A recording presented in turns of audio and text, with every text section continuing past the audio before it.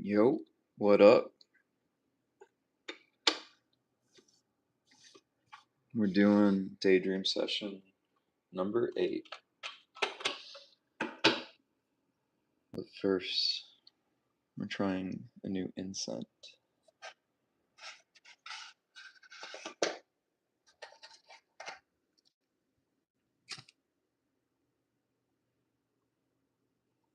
This one is called Healing. It's from another wonderful local handcrafter who specializes in using like plant resins. So basically, this is as intentional as you can get in terms of an incense stick. I don't know all the details. I don't remember, but I'm trying them. It's a brand called Magic Sticks. So yeah, let's see. I had a few thoughts about today, and then I was cleaning earlier. Oh wait, hold up. Shout out to this artist as well, Natalie Sego. Just um, met Natalie at a local market, the one that me and some other vendor friends put on, Sore Thumbs.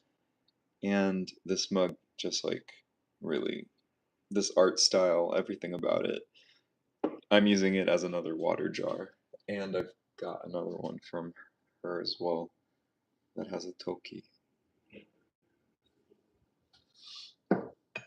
My collection is growing.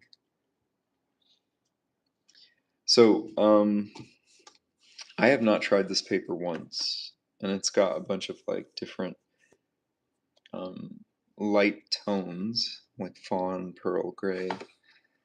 They are 100% cotton, and so I think I didn't touch this because I was afraid I was going to be disappointed if I used watercolor, but today is the day to try it.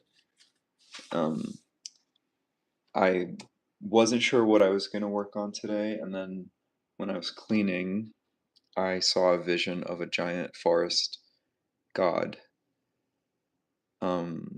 looking at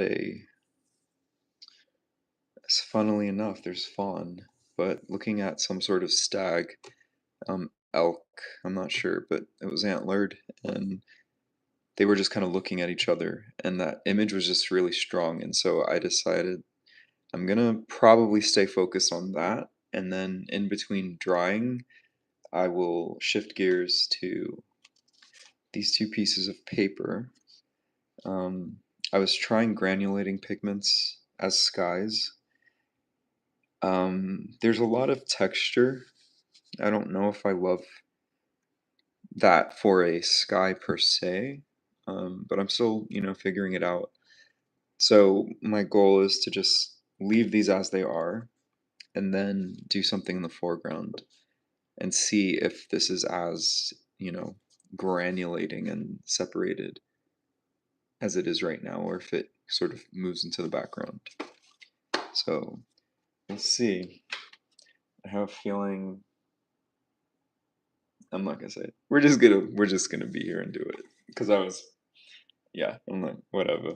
I was gonna say that I feel quite um what's the word? My brain today, y'all. I was feeling the bug to do a lot of pieces is my point. And now I'm like, maybe it's just stay focused, but we'll see how many things show up. I'm just honoring my whimsy. So this one looks like it might be, I'm not sure. We have a darker tone. This one might be cream or fawn. There's a gray. One of these colors is supposed to be pearl, but I don't see it. color-wise, I think I'm called to this one. I was also feeling recently the urge to work on larger pieces again.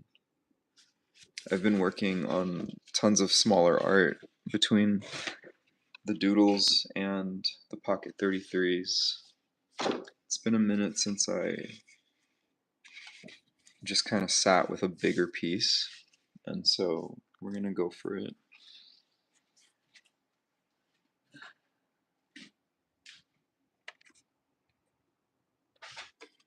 Today I will be using possibly, where is it? I made this mini palette, 6 colors, little handmade palette from India. Got it on Etsy.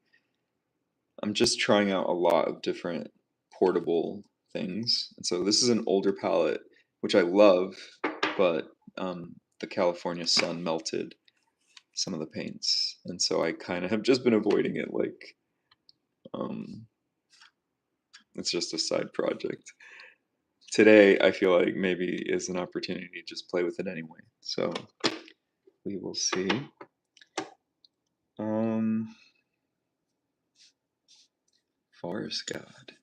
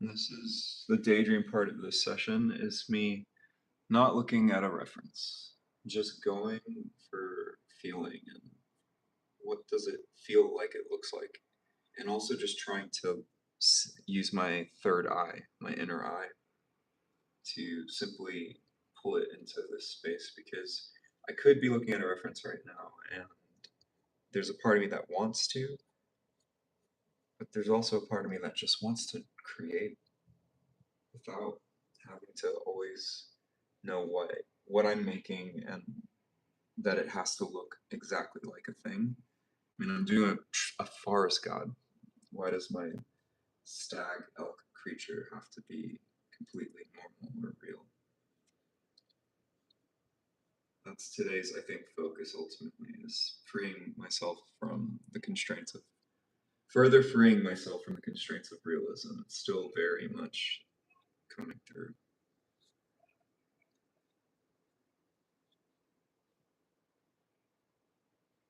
And I'm very excited to see what happens when the focus is not on realism. What emerges, like what changes in my art style. And that's something I'm going to play with on these ones again as well. I've been wanting to do some really funky rock formations and interest. I want to do like tree people again and all these crazy things, but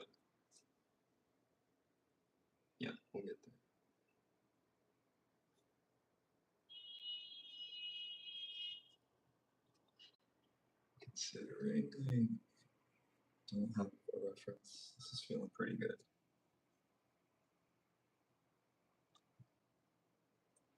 And it's kind of channeling my dog Dylan, who I had to rehome back in 2021. I think it's the fluffy hindquarters.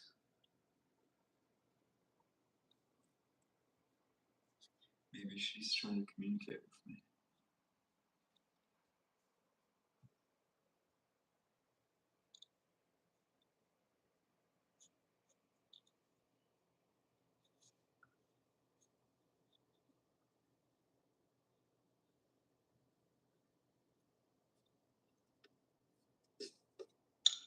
It's looking pretty good. Look at that. I'm a little impressed, I must say.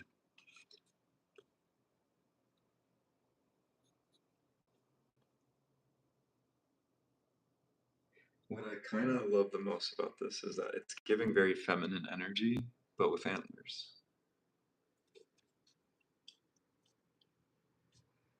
Okay, this beautiful creature is on the edge of the forest.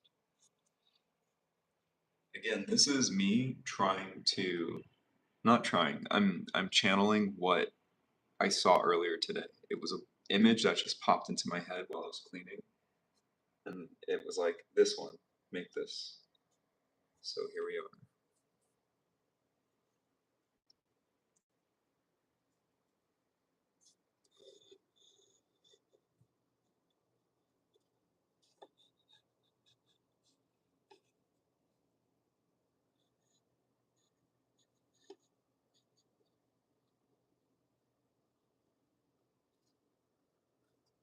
Forest going.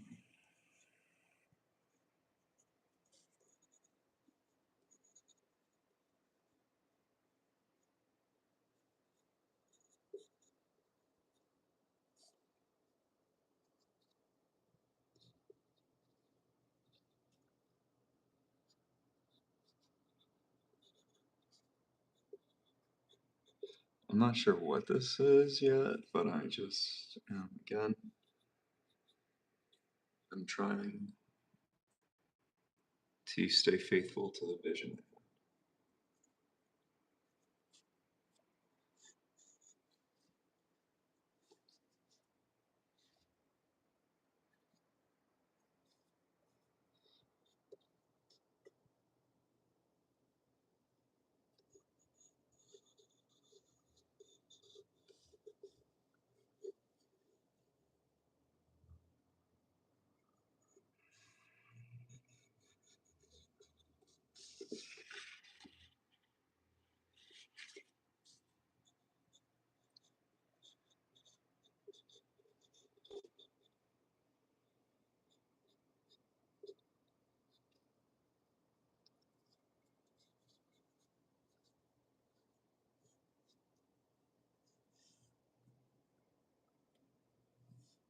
Hmm.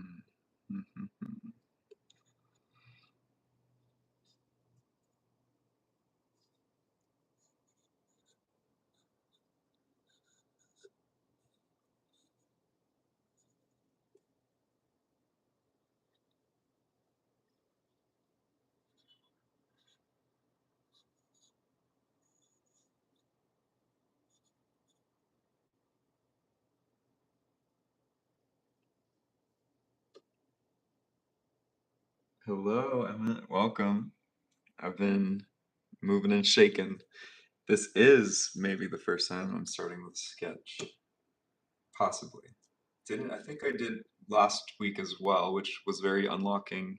I've been very called back to my roots and getting back to some pencil and some ink, drawing things out before starting my paintings.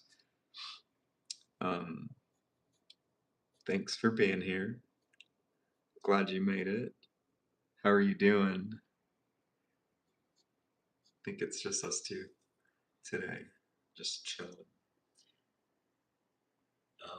I mentioned this earlier, but I wasn't sure what today's session um, was going to be focusing on. And then while I was cleaning the apartment, this image flashed in my third eye, and I was like, oh, okay. And then I just felt very much compelled to do it and to focus on a larger painting. I haven't done one in a while. Typically I'm working at my pop-up, and so my focus has been on micro art, small pieces, the doodles, but it's been a while since I've enjoyed just the big epic piece, and I think last week's session helped open that up to just like have a little bit more of a focus. And then if I need to, like while I'm waiting for the dry time and stuff, then I've got some other things I can play with. That's like sort of tangentially related, but I'm excited, and I have no idea what I'm looking at fully, but I mean I know what I'm looking at, but I it's yeah, it just came through, and so I'm honoring this forest god that's communicating with some sort of elkish creature.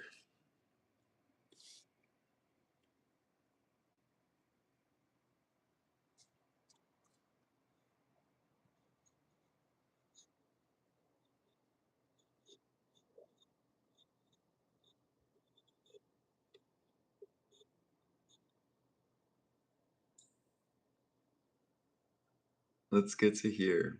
The creative juices are flowing. Um, will you be working on something in particular this evening? And also, how was Mason's birthday party?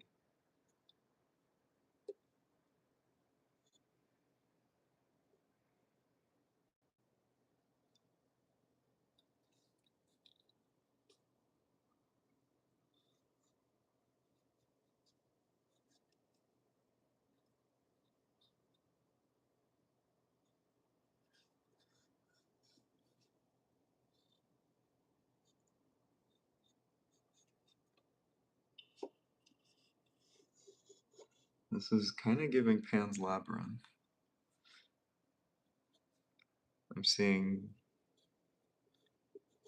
in the horns kind of like the ram's horn nature of Pan.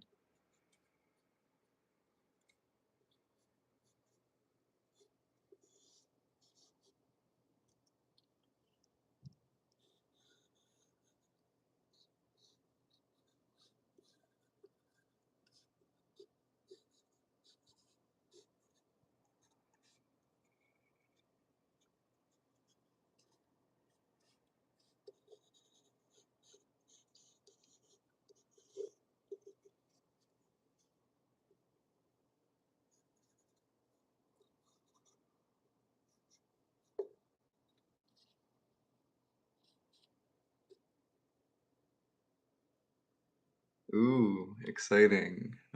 Okay, so the creative juices have been flowing in the writing. That's very exciting. Please send. I'm excited to check it out.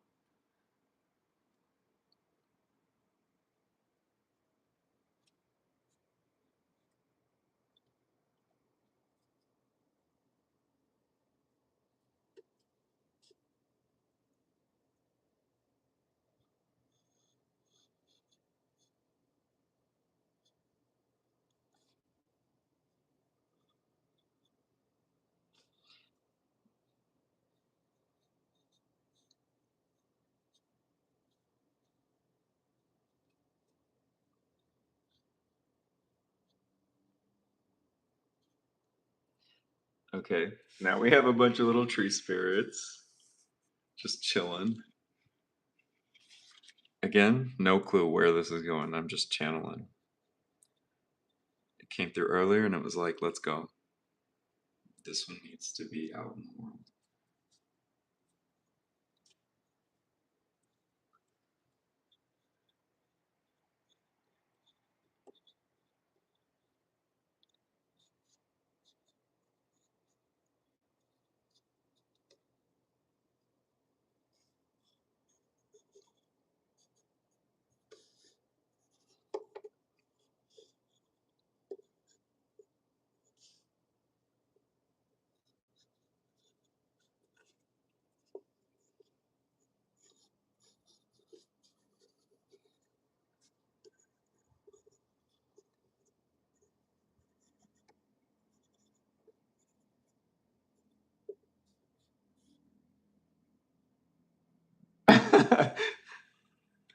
The deer gives it a haunting look, but the tree spirits are as whimsical as ever.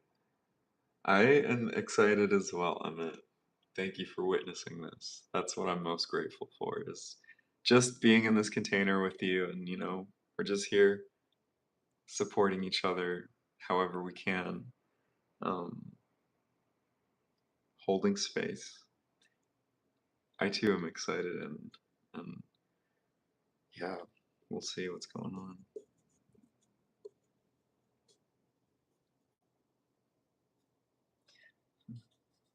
As for the party, it was a big success.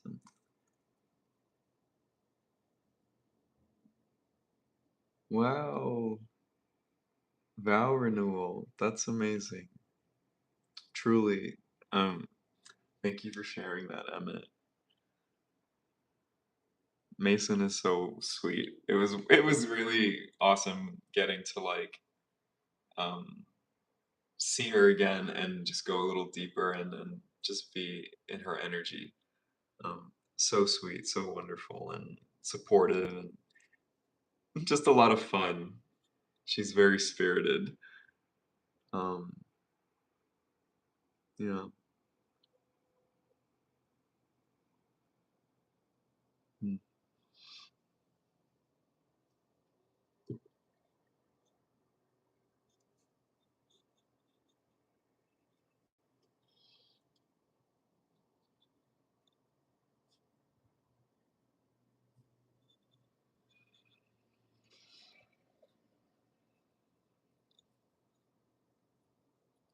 Uh-oh, it begins. The flowers are back.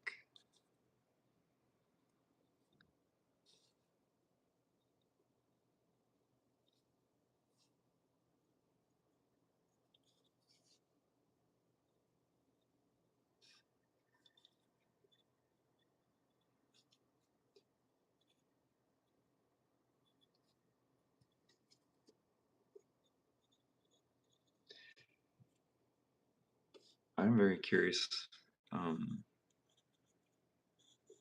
about colors, but again, it's just something that I typically flow with. I let it come to me, but just focus on one thing at a time. Right now, just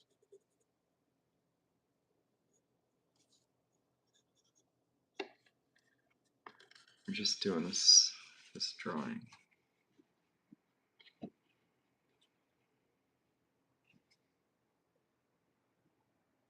This little one sitting down cracks me up. Just like sitting on a stoop.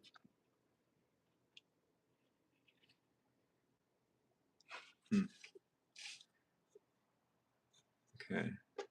So my concern is I have no idea how this paper's gonna respond. So I just gonna have to go for it. Let's see. Like, and when I say respond, I don't know if the paper is gonna be able to hold a lot of water, and so I've got to. I'm gonna have to work a little quicker, and then if I feel in the paper that it can hold it, then maybe we'll have more layers and stuff. But this is a nice practice round for a direction that I want to be moving in more, which is um, bigger paintings and quicker paintings, where there's no time to think too much, and you're just kind of like going for it. Okay, so what am I even looking at? I'm gonna start with the eyes, always the eyes.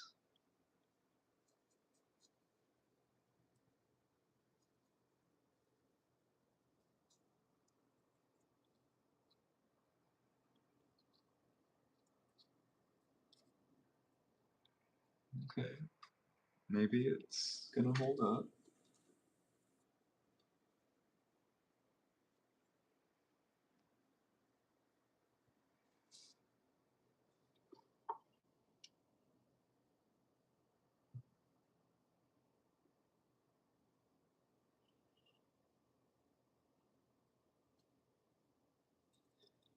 Hmm.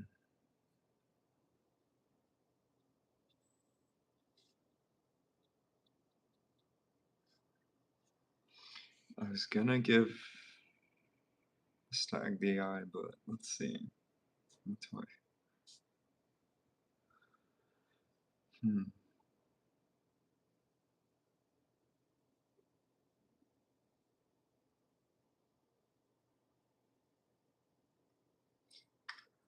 I'm just wondering if the light within these spirits is also in this creature. And the answer is yes, of course.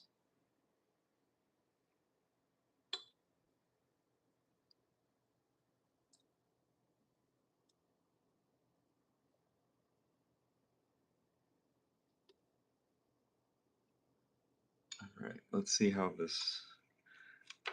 much this warps the paper, or keeps its shape. So far, actually, it is cotton paper. The um, the weight of the paper is not too low. What is it? 250 GSM. It's a little less than like the 300 GSM that I work with often.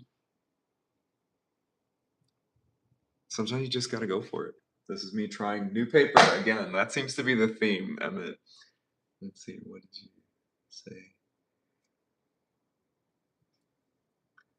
How are you feeling? Hmm. No. I'm honored. I'm honored to be in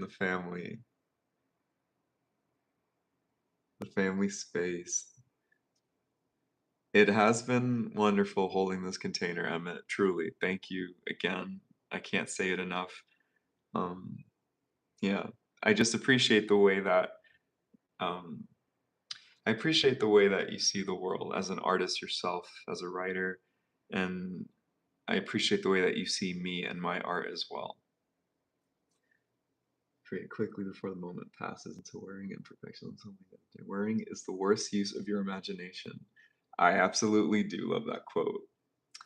That's basically what this is about, all of it. It's just simply like, can we keep freeing ourselves weekly? Let's just go. Let's quicker, more intuitively, like me getting nervous about the yellow and the light, and I'm like, no, let's just go. Just go in.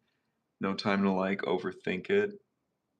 There's a place for um planning out a painting, but I'm also just not really that kind of artist. It's not my favorite approach. And then let's see. So feeling like we should hit the sky.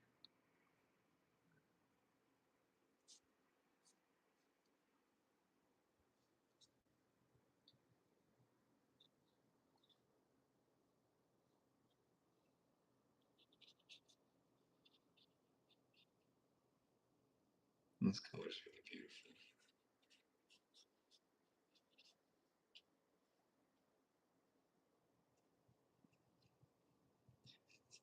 I haven't used this set I'm currently using in a while because when they all melted, I was like, I'm not dealing with this mess. And so I've just been using other paints, but I do really love this set. It's from a brand called Purple 31 Purple Fish or Purple Fish.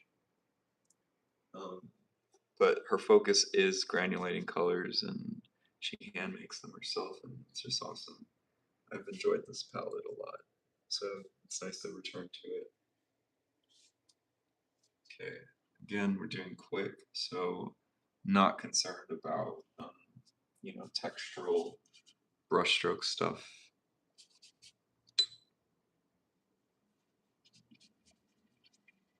Just trying to get the coverage and go quick.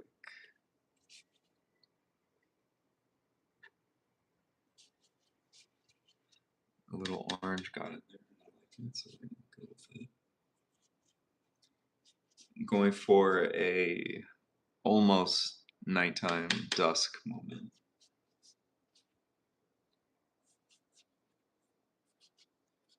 Silhouettes, possibly, we'll see.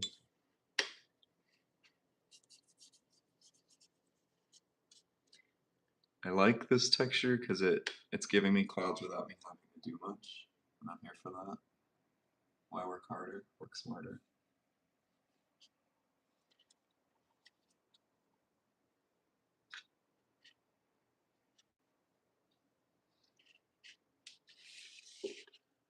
Let's see.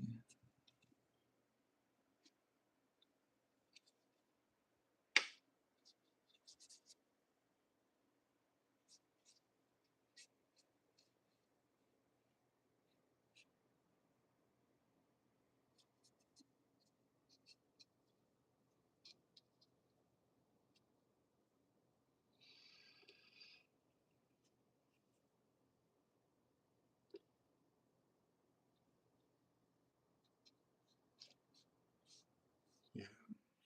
I've had this pad of paper for about a year and some change. I got it early last year, and I wish I was using it because I'm enjoying this smooth texture, but it holds water.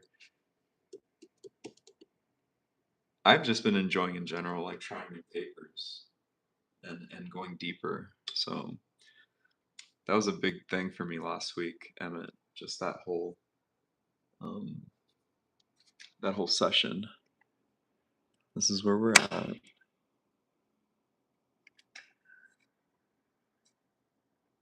Again, just intuitive channeling of color.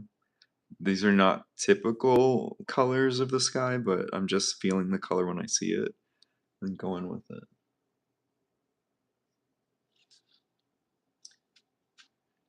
It's dry time. I'm gonna check out. Let's see if he sent.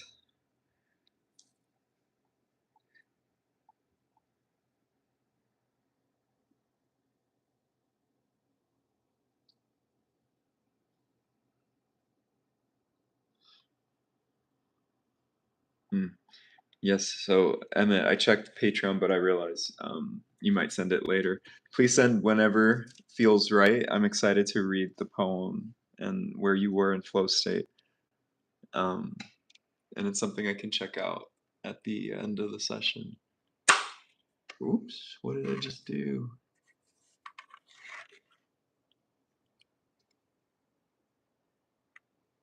Okay. I think an approach I'm taking basically right now that I don't often do is blocking everything out. So I'm just going in and adding color so that there's something there.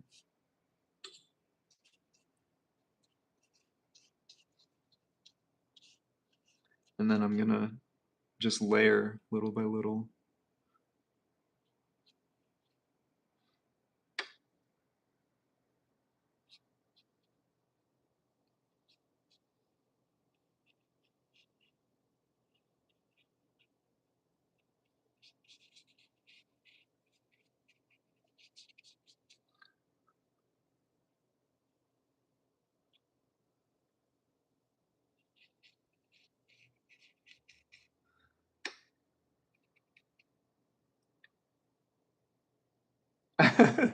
All good, no worries. We're just chilling.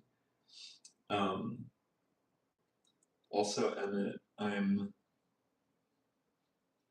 mean, because this is a small space right now still, and I think it's a great time to just kind of keep troubleshooting and assessing and iterating on what I want this space to be. And, like moving it to YouTube has kind of like made me start to consider other directions for things or whatever. But I'm excited to share those with you when we meet up and get some feedback from you.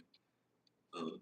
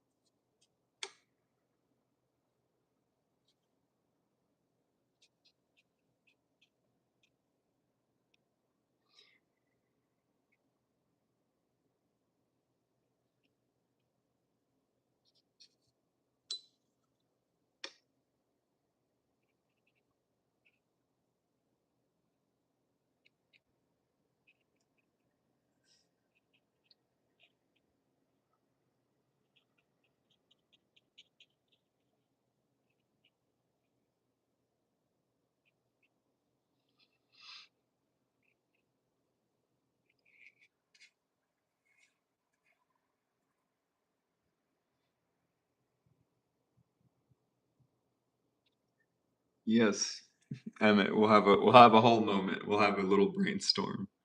I like the idea of calling it a brainstorm session.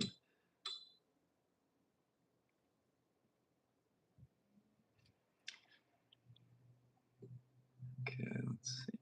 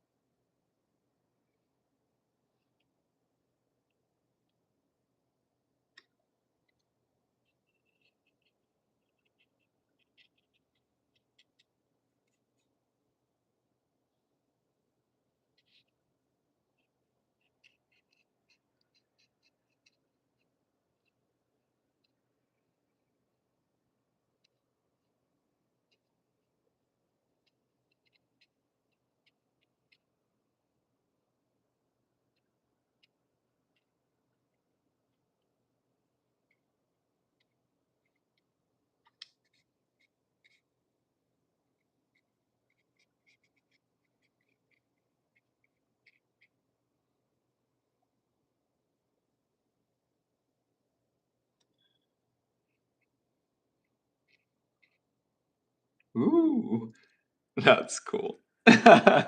It's just like the way you can never fully predict what's gonna happen with watercolors, and it's just fun when it travels like that. Like that, we're leaving it alone. Hopefully it stays right there and dries down. Either way, I trust what it will become.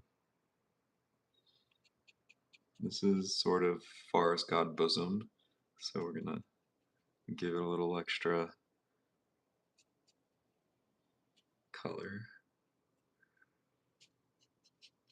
Do some dry brush.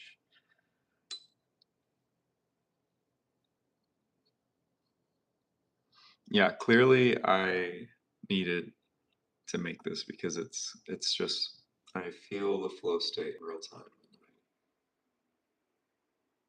I'm glad I'm honoring, the instinct because this is already making me very happy that it exists. That's all I care about is like, does the image make me happy? This one makes me very happy. I'll figure out what it's saying or why it's here at some point in life. I don't try to explain my art too much anymore.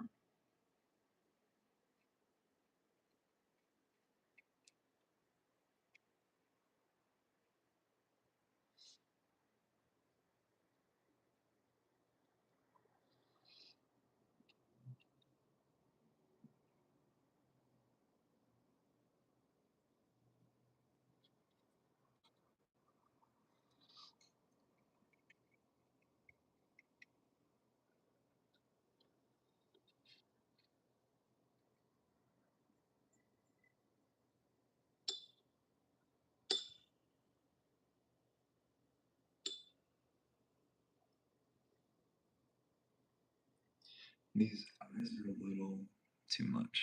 They're a little too intense. They didn't dry down like I thought they would. So we're gonna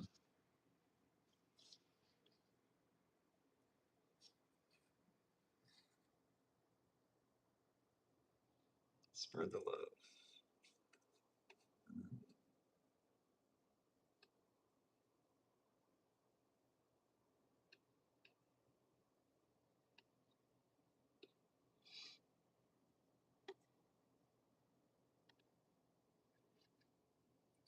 Same for hers. Okay.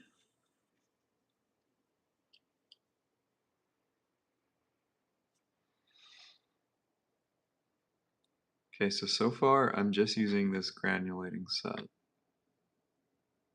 I have not touched my little mini palette, but maybe that's another project. Maybe that's a. I'm gonna leave it here and we'll come back to it if it makes sense. But I want to honor this how it is. That was not the color I wanted.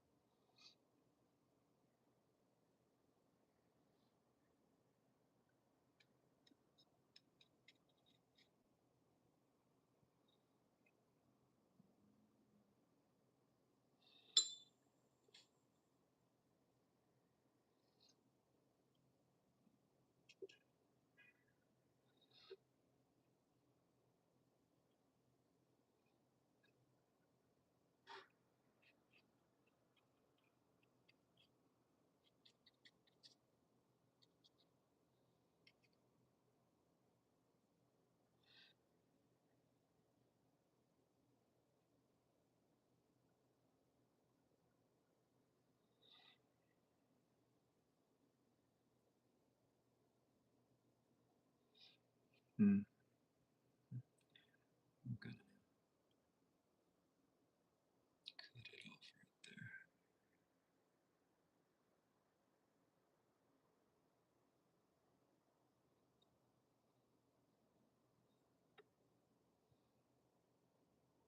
Okay. Mm,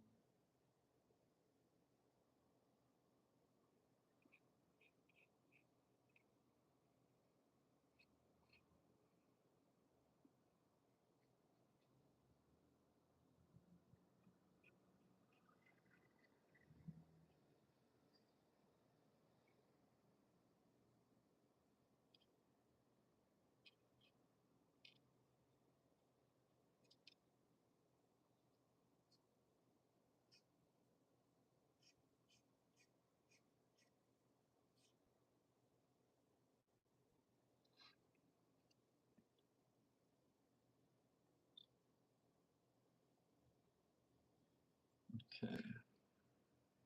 Gonna leave that.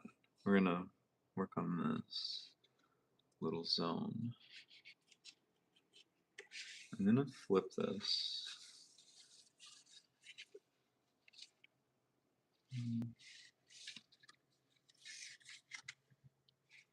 I'm curious if it makes a difference if I'm painting it upside down.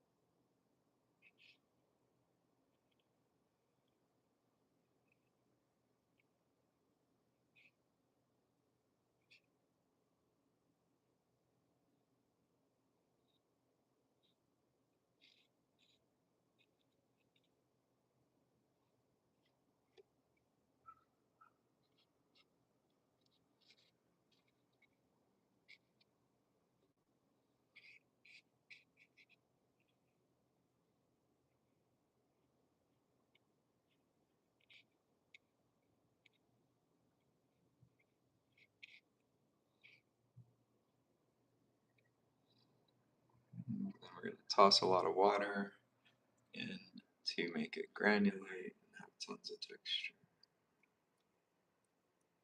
Because that is the joy of using granulated paints.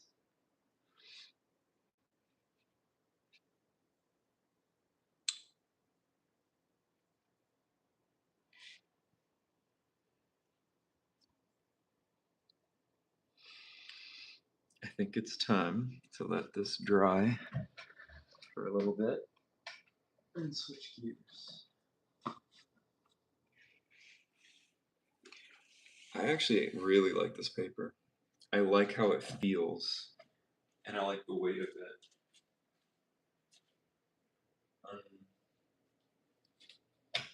I'm grateful for the downloads from Source that were like, try new things in every direction. Okay. All right, speaking of, let's try this new palette. Of these two, I like this one the least, so I'm going to do this one first as my test run.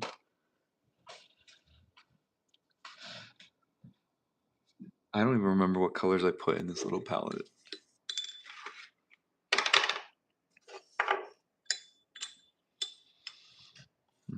Let's see.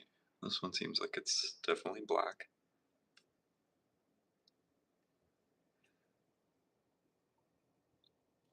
What did I want to do with this? Oh.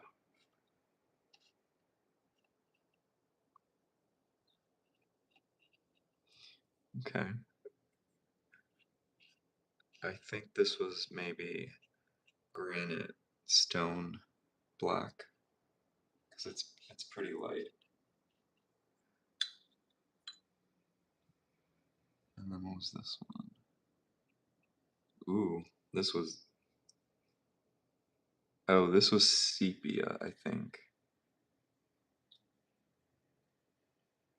So sepia is kind of darker than the granite black, which was expected.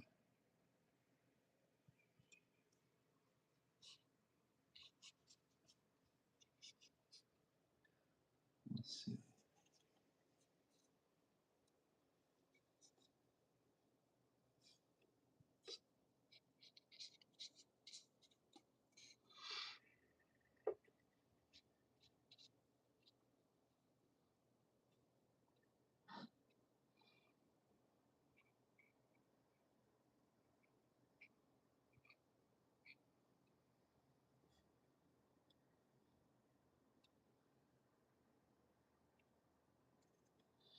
I'm in fantasy mode.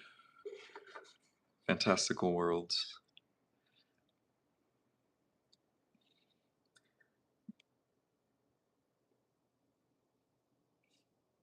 I don't love that. Okay.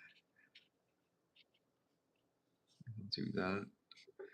Anytime you don't love something, don't be afraid to just further fuck it up. Because then there's no more stakes. It's like, alright, okay, cool. And then chances are you might like what comes from the fuck up moment. Because it was random and you couldn't have planned for it.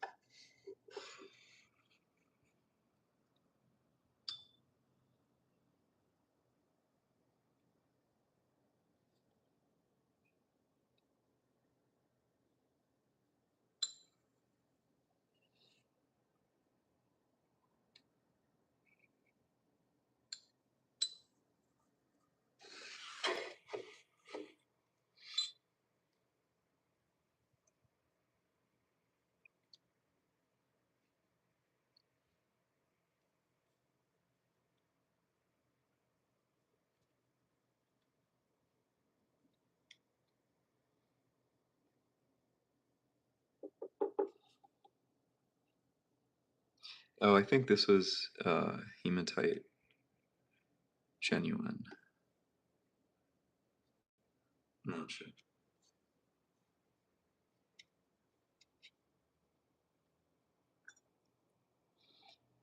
Unless we got some titanium buff.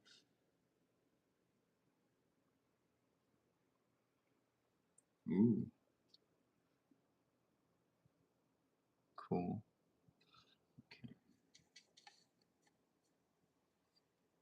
That's really fun. The way that just spread.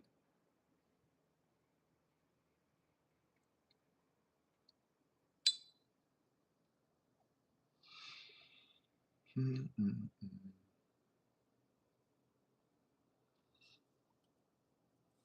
Tell me anything. The answer is more water. Always. Thank you for the reminder. It's always more water. And then he said, yes. Um, for me, it was at some point in art in a class, I remember someone saying the best way to like get out of your head is to flip the image, to spin it around and see it with new eyes. Sometimes I will take a black and white photo of the work, or I'll put it in a new container. So I'll like use my I have a 16 mil app on my phone that records video or stills like with like films 16 mil film filters, and that just like changes the context, and then I see it differently like with new eyes. um and it just kind of like sparks what the piece might need next. But I'm excited to see what happened with the rocks I just painted upside down, because it does feel like it might be a little tricky.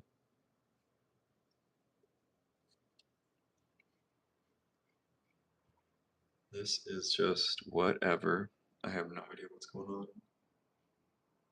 And I think it's important to have more days of art making like this where you're just like, what is going on? Because like these are not colors I would have mixed all together at all. And what it's doing is opening up new possibilities.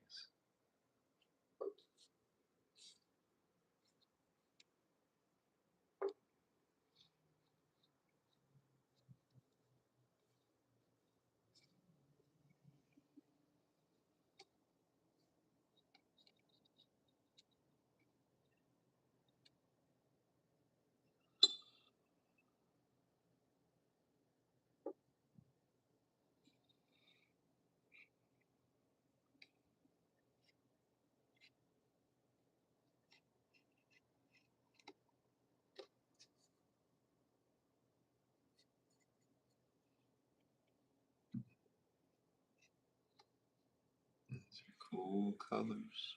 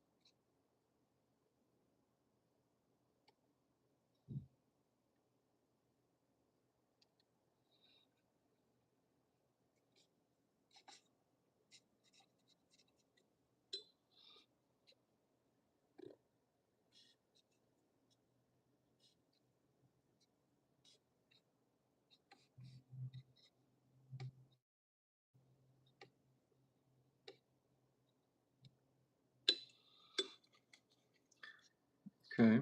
This is nowhere near where I thought I was headed. Maybe subject wise, yes, but color palette wise, no. But that's kind of the joy of like just quickly making a palette. I didn't think about it. I just put 6 colors in quick, and then it's like a nice exercise in this is what I've got to work with. How do I make it work? I'm liking what's happening here. Perhaps we will revisit. I'm choosing trust that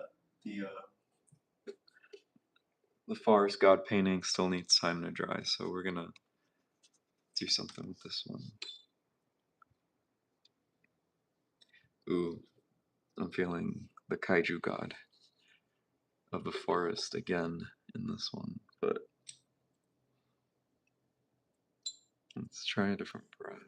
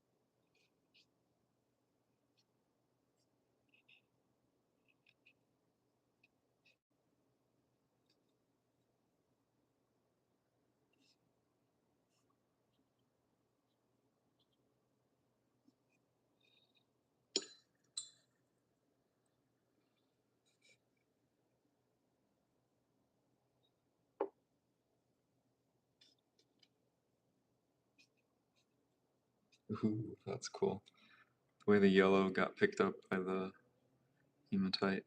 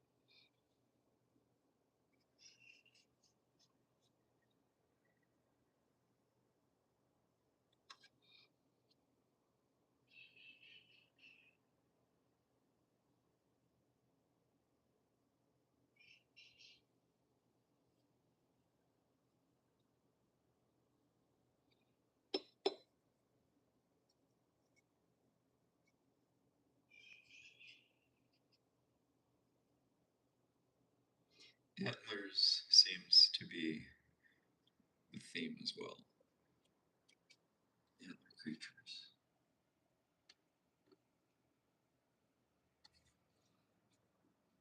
And endless trees.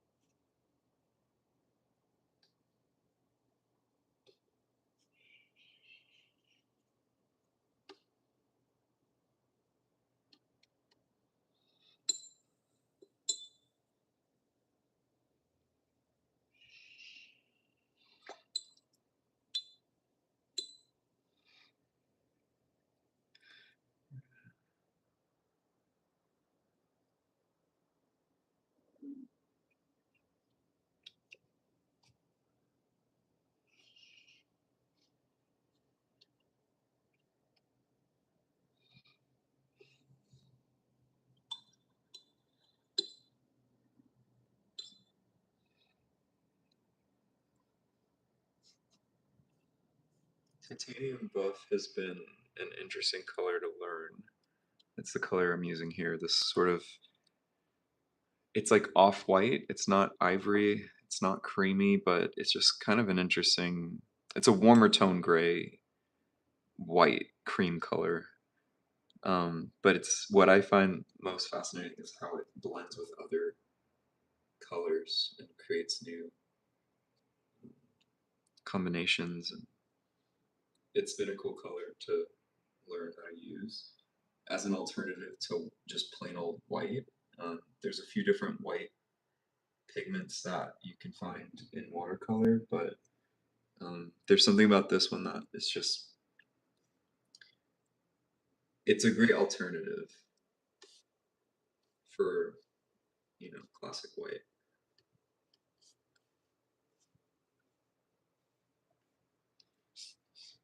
And I'm still learning what can be done. Like, can I do this? I mean, I already did it, but can we create distant mountains using the titanium buff? Like, how does it look?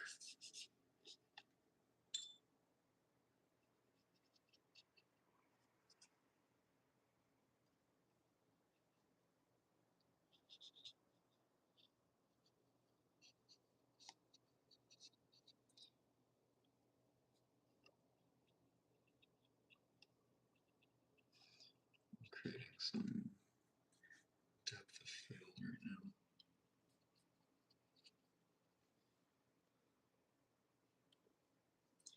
Yeah, this is cool.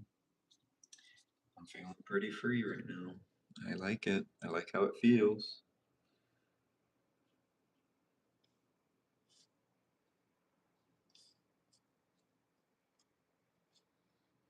Okay. Tonight's theme, forest god kaiju vibes. The earth is waking up. It's time to take back the planet.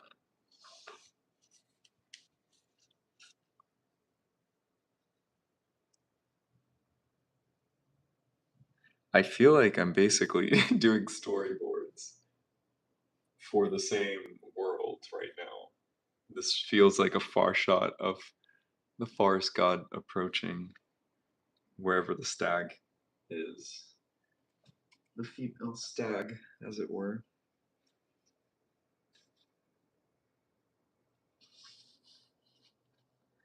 It's still drying, but I'm gonna go take a quick break. We're at the hour mark. I'm gonna go enjoy your poem, Emmett, and a snack, and I'll be back in about 5 minutes. And hopefully, most of this will be dry. I mean, most of it is dry, but you know what I mean.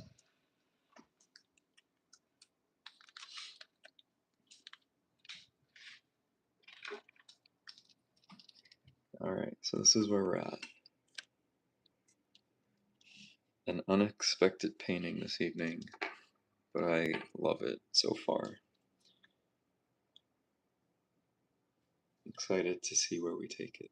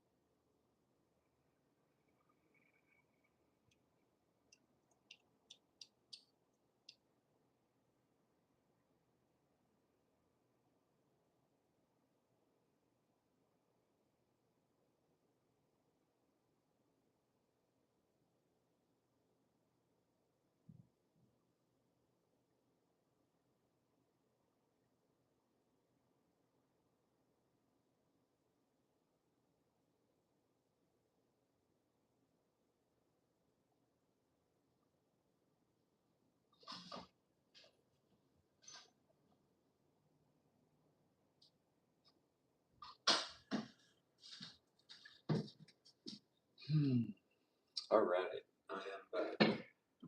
Emmett, that was a beautiful poem. Thank you for sharing. I'm curious, when you repeat the term ash, were you referring to an ash tree or just simply ash?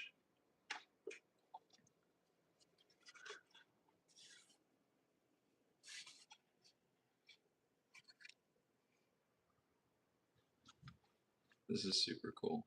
I don't know. I could not have planned this, but I love all these little textural. I don't know if you can see it. All these like textural spaces. It's doing the work for me. I don't have to revisit too much of it. I want to keep it kind of out of focus anyway. So let's see, can I what's the next move, as it were?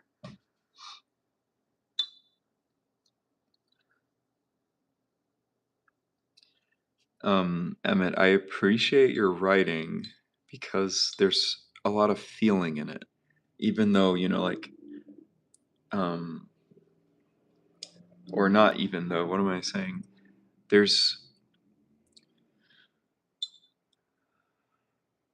Let me sit with it some more, and I'm like, there's something I'm like feeling from your writing voice and your writing style, and I'm part of it is simply that I feel a lot when I read it, and it feels very sort of present on my personal journey, but it feels like also the sort of collective journey that we're on in the world. And yeah, I really dig your writing and love the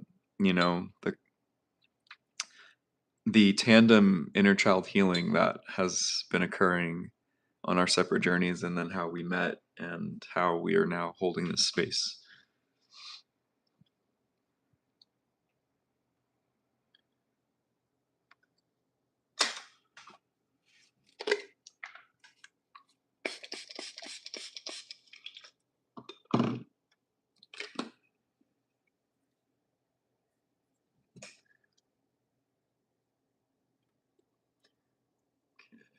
So now I'm going to be getting a little bit more detail oriented, just filling in spaces where I think it could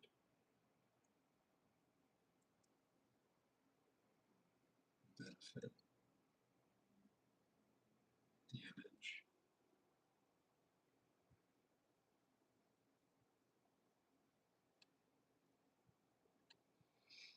And I'm also sort of leaving space in between things because I know I'm going to be inking, and the ink will, kind of take care of a lot of these blank white spaces. And I'm also leaving some of the spaces white simply to have highlights. Um, my focus, I think, obviously will be, well, not obviously. I could focus just on these guys, and this is just kept out of focus. I do want to focus on this connection right here, so I'm gonna not put too much detail down here, so that it stays a little less focused.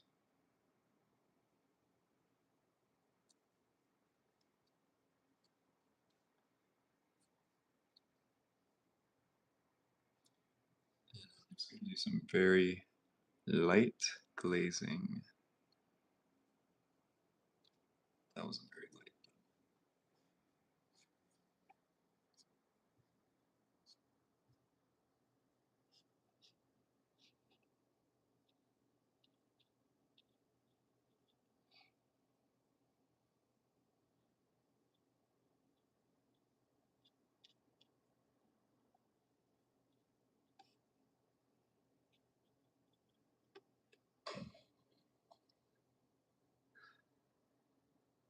So it is. Okay, that's what I thought.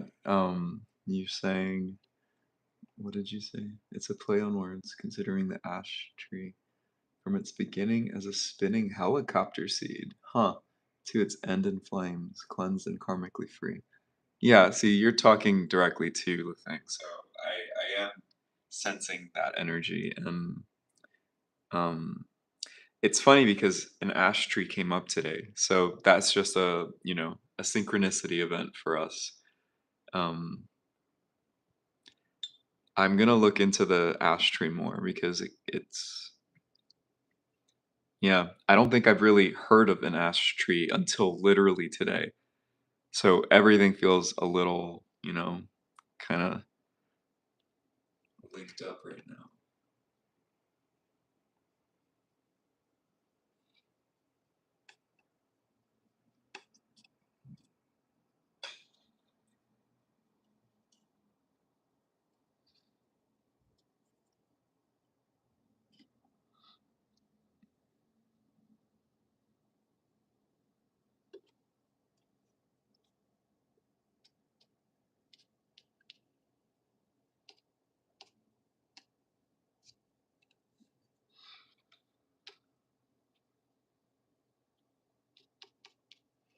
Just using the finger to create texture, create new shapes.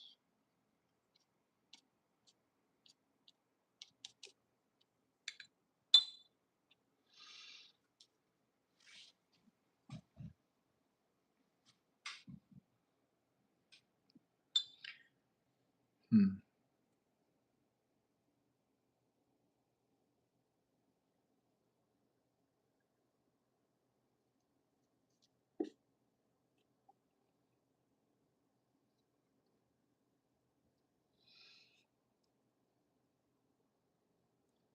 This is where I can stop looking at the painting and start, just going, going, going. And right now, I am absolutely choosing to look at the painting.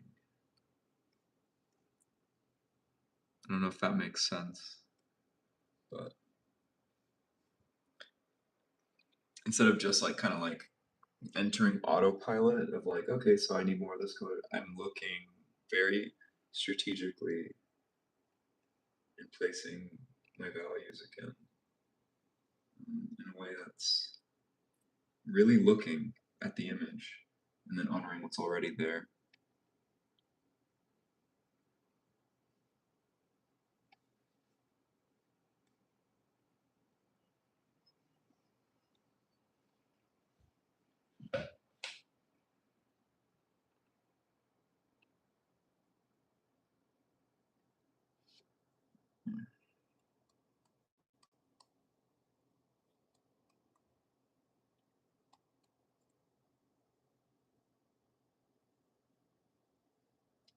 Oh shit. You know what? Let's fucking leave it. I didn't expect to do that much spatter. Spatter, splatter, whatever. But I'm trusting this process. You know what? Let's add some over here.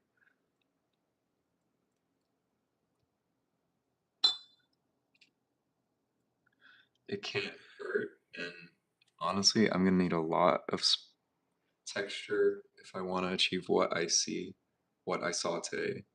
So we're going to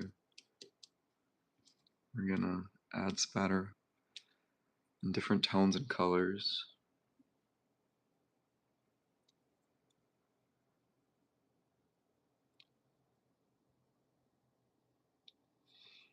Hmm.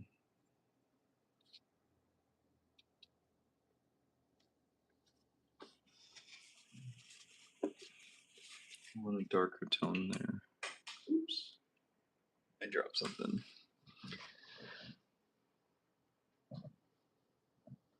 I dropped a little mini magnet.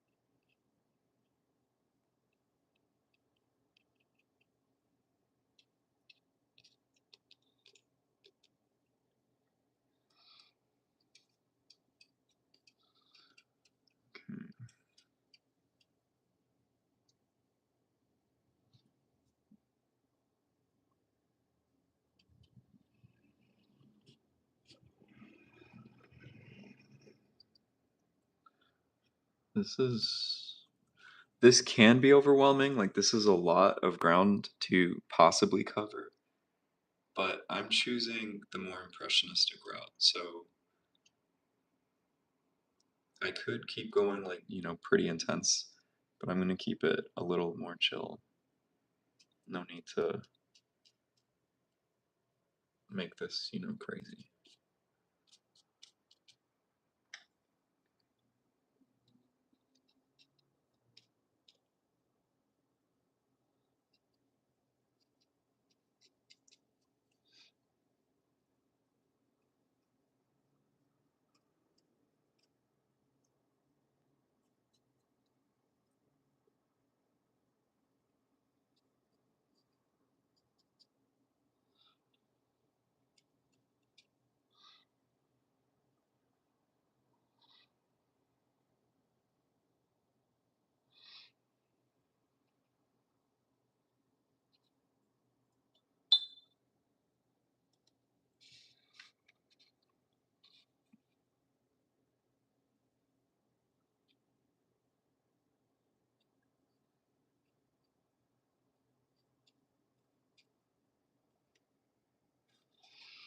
Hmm.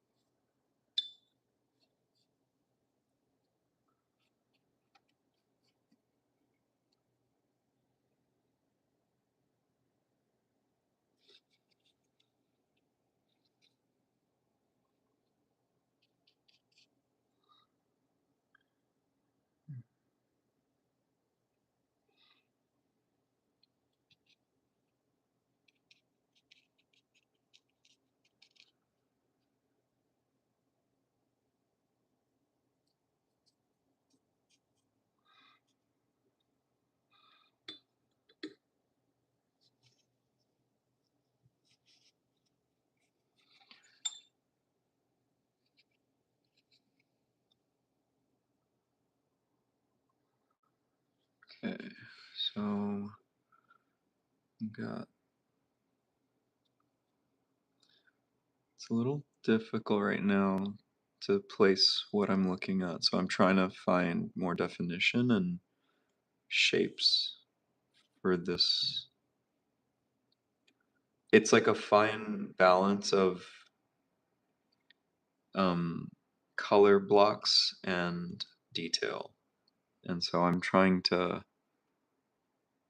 build shapes around like this forest god's neck and the jawline.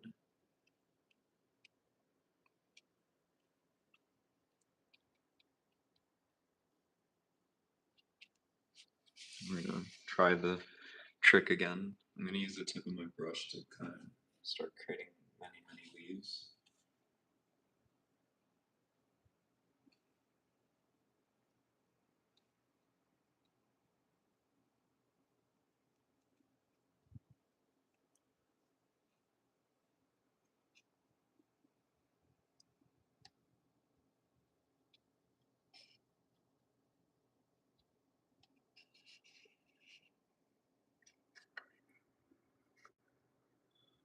This is this is a lot. I was not ready for this.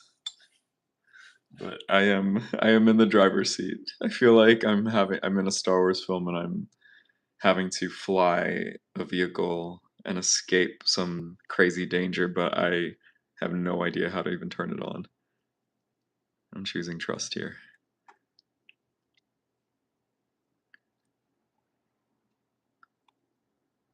both the stag and the forest goddess, god, both. Oh, it's got a goatee going. Um, they were calling to me.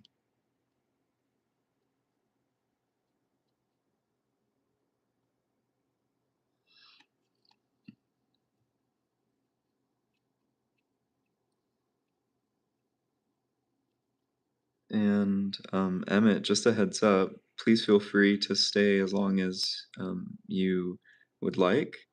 I think I will be going a little later today, so I do feel called to continue working on this piece, and it's a lot of fun.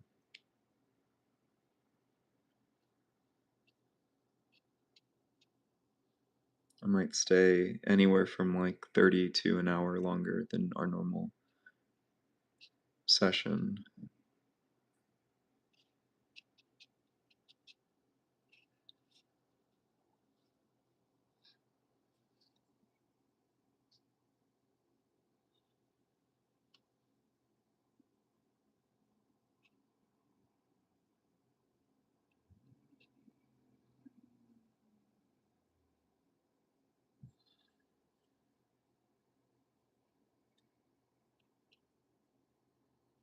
This piece is very much just textures.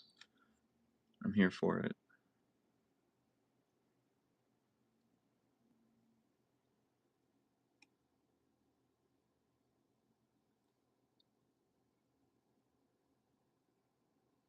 Creating variations in the leaves.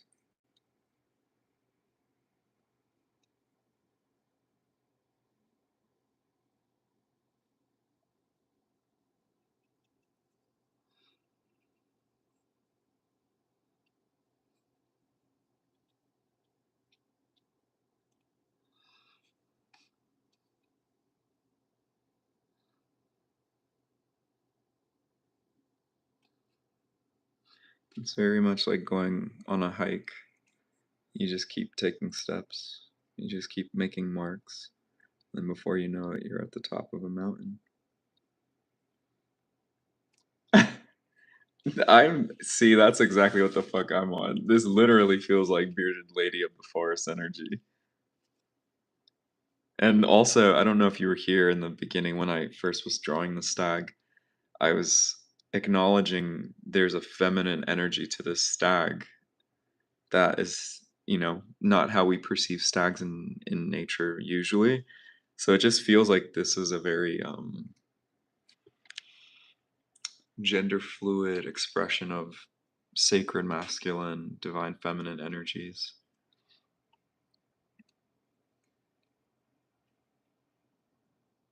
You know what this texture is reminding me of? It's giving Rebecca Romaine Stamos' version of Mystique.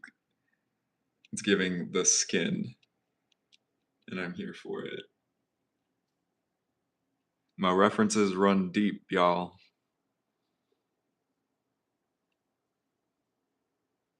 The encyclopedia, the visual encyclopedia in my head that I'm drawing from constantly when I paint, it runs real deep, y'all. Okay, let's see. I like adding these kind of burgundy tones just for variation. But I don't want to do too much because I don't want to take away from the antlers that are tree trunks, which needs to happen soon. Okay, I might do a different palette because I don't think this one will give me what I'm looking for. So for the trees, I think I want to do. We're gonna try. I'm gonna use one of my near empties. Let's see if there's anything left. I'm gonna put it right on this palette here. Let's see if we get any juice. Okay, we've got a little something something, y'all. So we're gonna try. So this is red light. I'm gonna mix it with a few other tones to make this sort of like redwood color. It should complement what's happening here. I'm not loving this, so I'm going to lift some of it. And by some of it, a lot.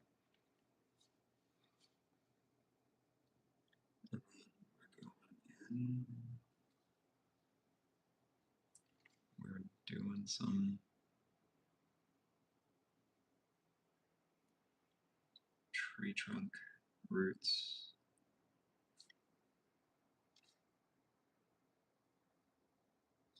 I love that this root here kind of looks like hair on the side of their head.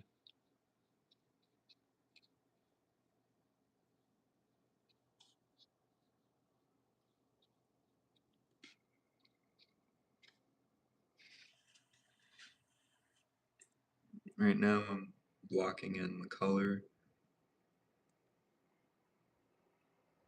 I'm definitely coming back in to define the bark more, but part of that will also come from the inking process. But we're gonna go ahead and add all that water.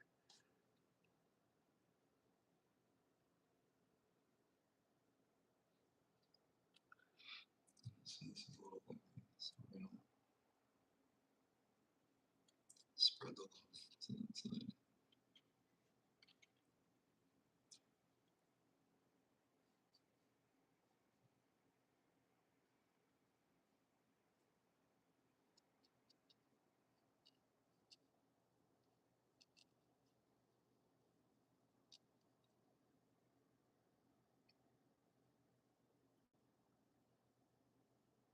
I love the symmetry of roots and antlers. That's really dope.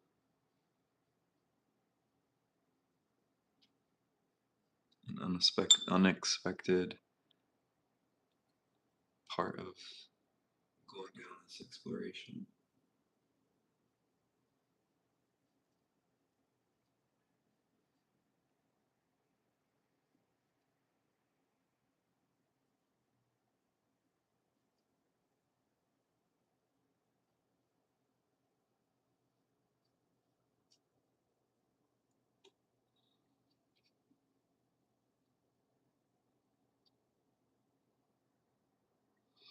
Letting the water do the heavy lifting.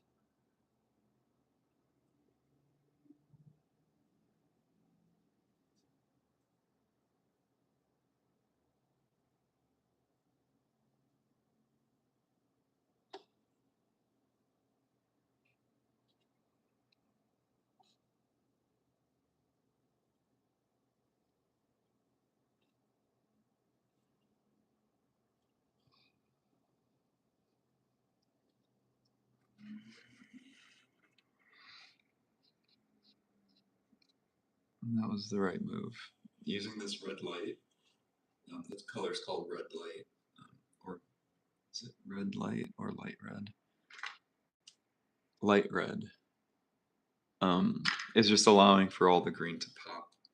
If I had used a more muted brown, it would have been a different direction, but I'm here for this.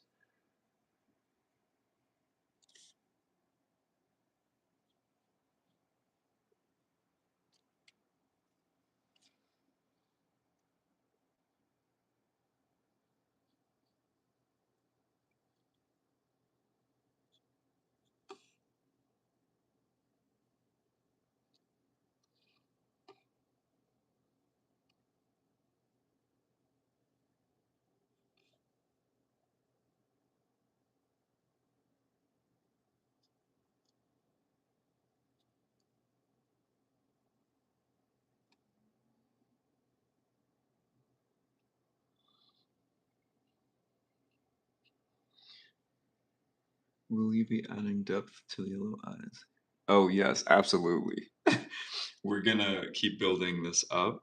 The darker that this gets, the brighter this will be. But then I also want to go back in with like a little bit of a little like sphere energy, orb. So it'll be a little darker tone, but we'll see what color we go with. Because I want it to be emanating, and I want it to feel a little overwhelming, but not too like scary. I want it to feel gentle. Like, look at this shit. You just throw water on, and look at that. It does all the hard work for you. Love watercolor. Will never be without.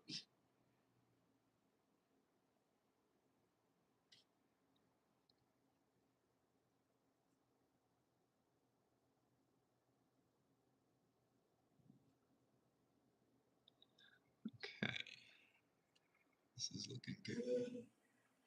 I want to add a little more of the red tone up top.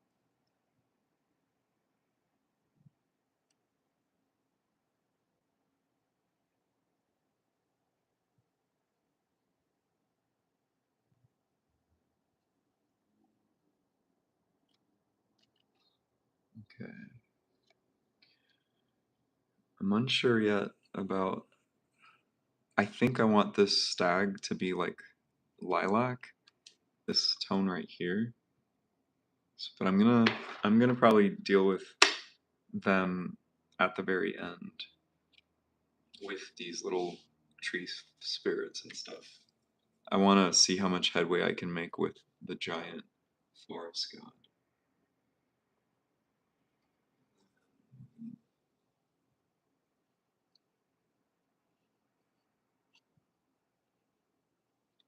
And what I'm gonna choose to do here is not do more than what I just did because it's not the focus.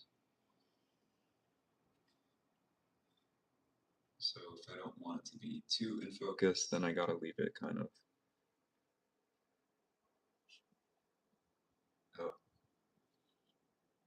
not too much detail rather.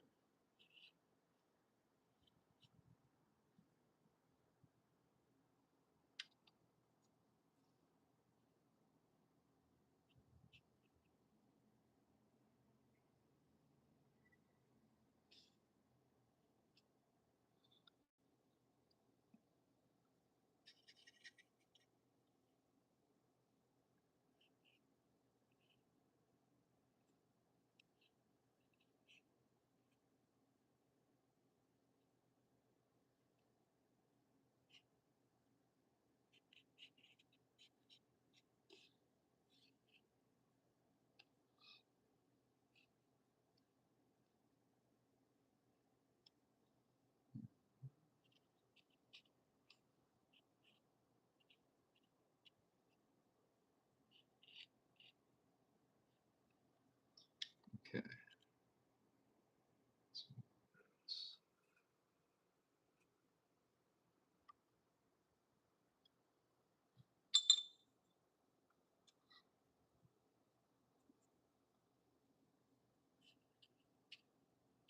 To further make it disappear, I'm gonna do that.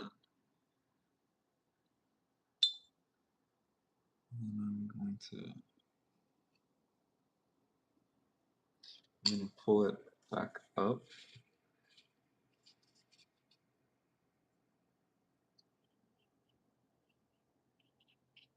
So it's not too dark.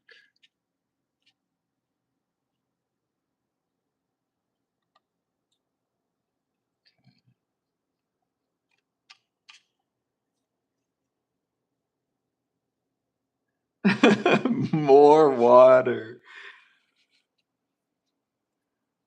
Okay, there might be too much water up here. I'm forgetting what kind of paper I'm using, but you know what? It's ultimately this is a test to see what it can take.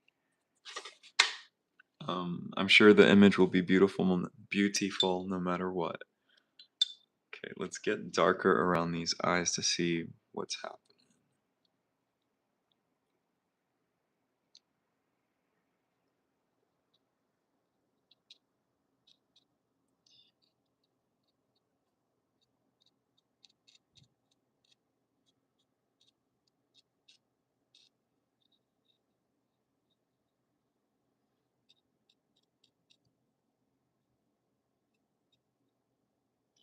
These lashes.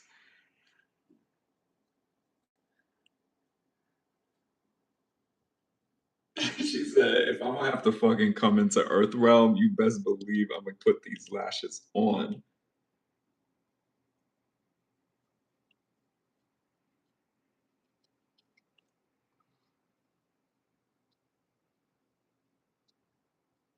She does not make many appearances. That's exactly Emmett, there's Source definitely guided us to meet and start fucking shit up and co-creating in space. Because that is exactly what this has been giving since the moment I saw it in my third eye earlier today. I was just like, yeah, that's kind of been the theme of my work recently. And I think this was just wanting to come out and explode, and I was shedding fears. And so this is coming into form and celebrating that she has arrived to take back the planet so that it belongs to all of us, not just a few of us.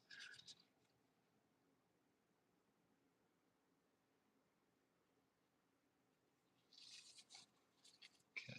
I don't want too much water here because it's further away from us.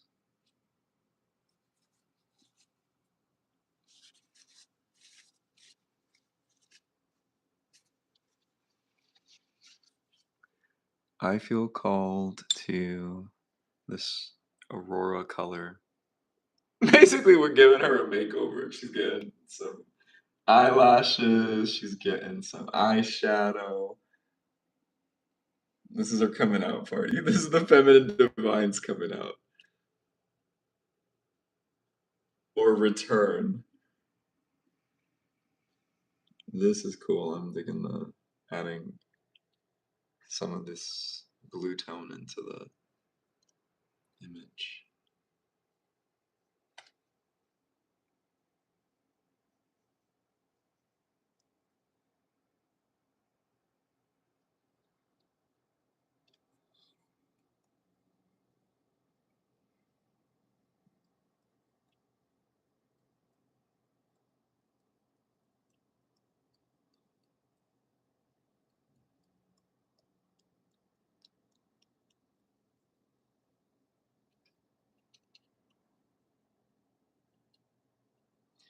Right now, I'm just trying to continue filling in space.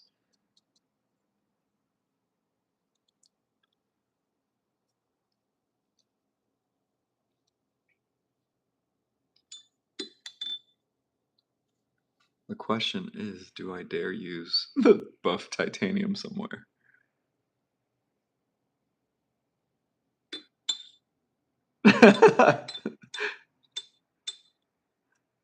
Yeah, literally, this is like so basically, Emmett, you're in the passenger seat, and we're like trying to light speed out of here because I'm.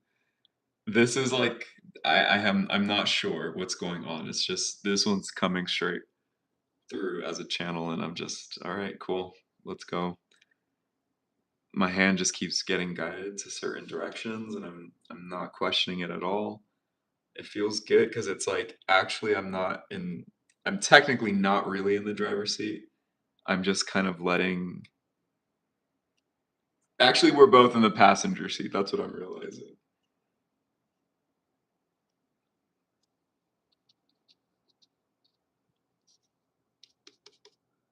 But it's good to know we're on the ride together.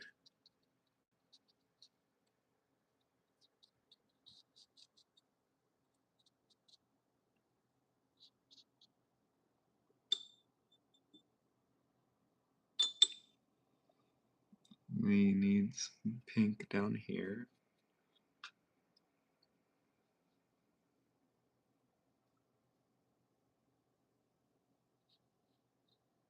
Some boosting the color.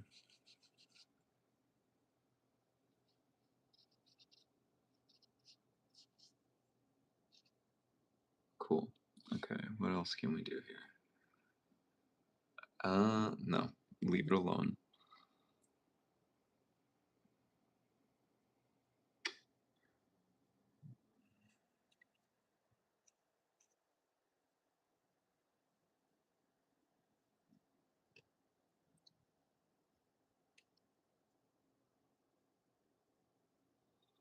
You know what? I think the name of this one is The Feminine Divine Returns.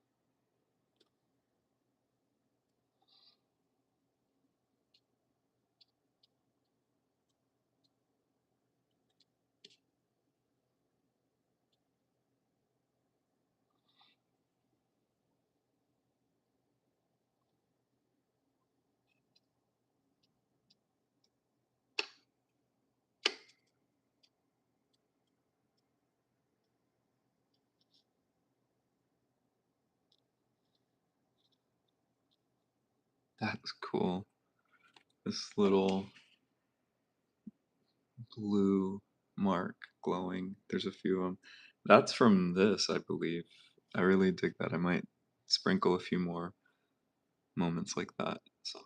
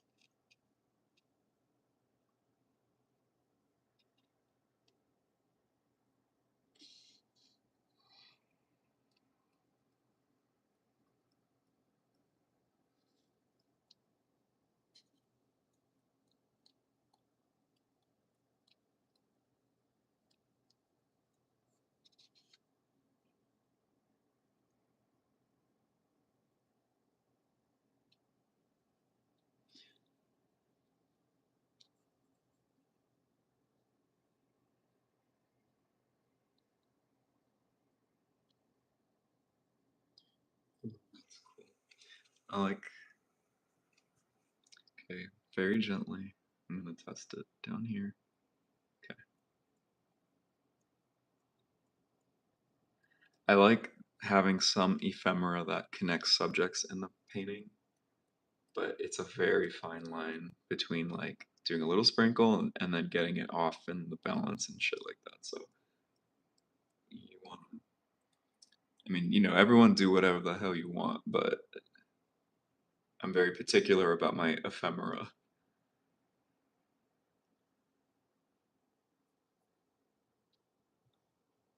I like always seeing little dots and shapes and stuff, and it's like they could be bugs, they could be fairies, they could be regrets and memories. This is not, that's not what I wanted.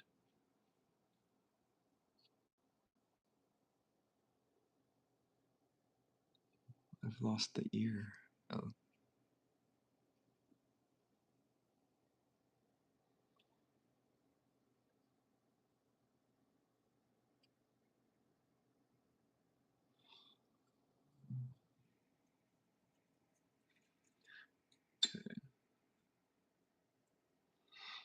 we will go in on the eyes again.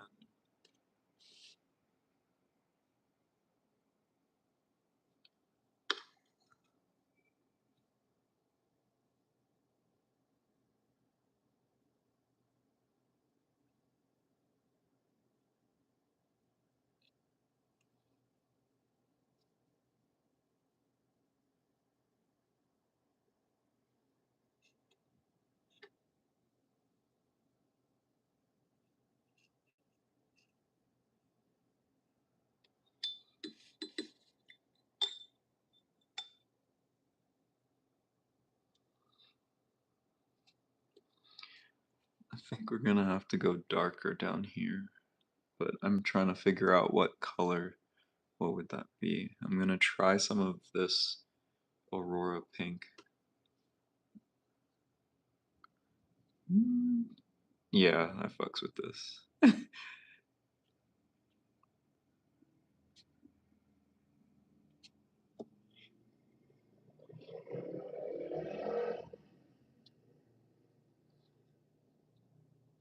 The idea is we're trying to make this one shoulder, and then this is her arm, and this is like her chest, and this was the neck. So I'll define things further when I go back in with ink, which that is going to be its own video. I think the inking process will be like last week's Daydream session. I haven't inked those pieces yet, and those I think will just be separate videos available, like as not as lives, but just simply me following up with the inking. Basically, part two of any given piece of art.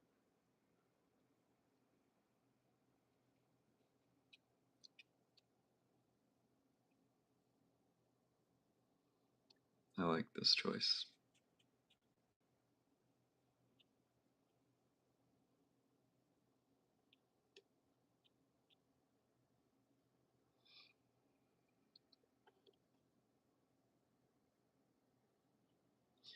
It kind of counterbalances the red. I don't know how, I just feel it. And it darkens this area, which is what I was needing, but it's doing it in a really beautiful way that's just kind of complementing everything instead of clashing, which is always appreciated.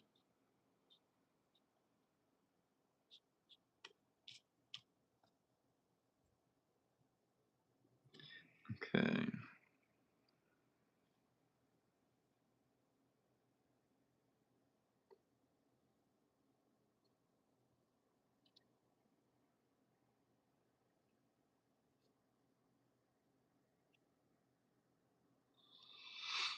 Hmm.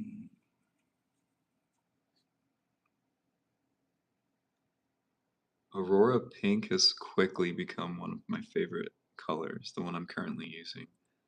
This this color is a custom mix from Mijello, the Korean brand that I've been rocking with since the start of my return to painting. I've been very spoiled by them. Their watercolors are incredible. Um, but yeah, this color, I love it. It's like when it granulates, it becomes pinks and blues and lavenders, and it's a really amazing color. And I'm excited to use it more for skies and other things as well.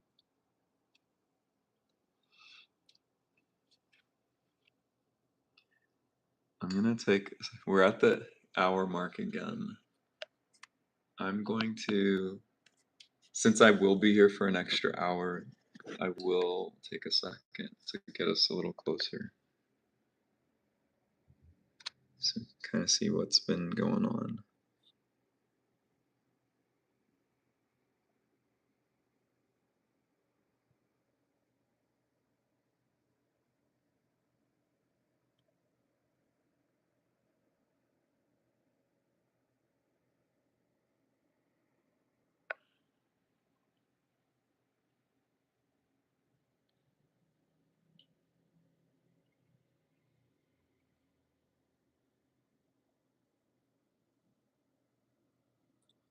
I have to say, this paper has been fucking sitting right in front of me for a year and a half.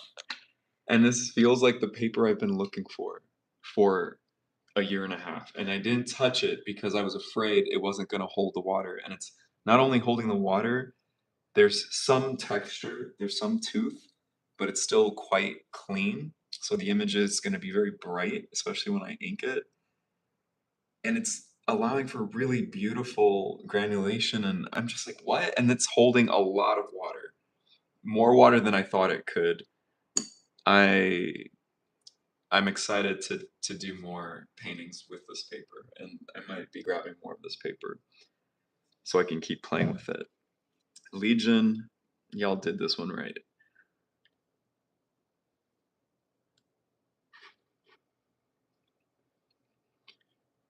Let's see. What's hmm.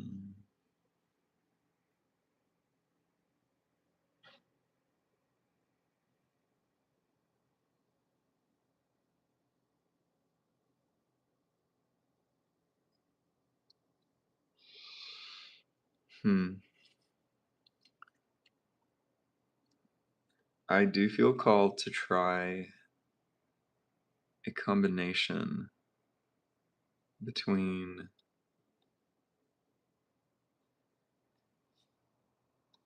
I'm gonna do the titanium buff and that this lilac color that I mentioned earlier. So let's try first the buff.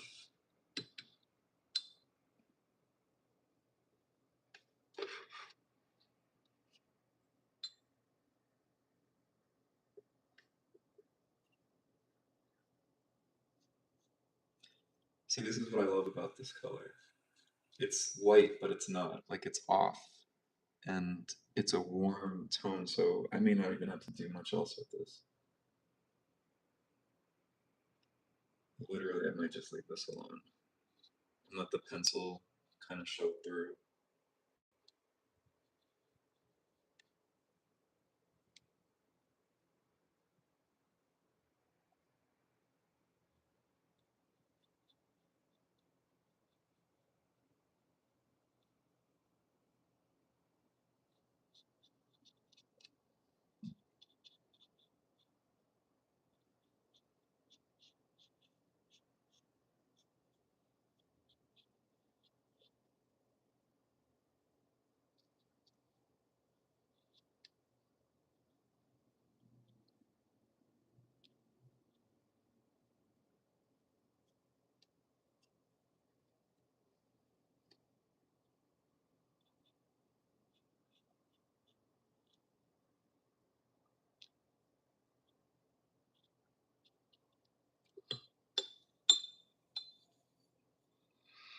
I'm gonna try this lilac, this little lavender tone. I'm gonna do it as an underbelly color.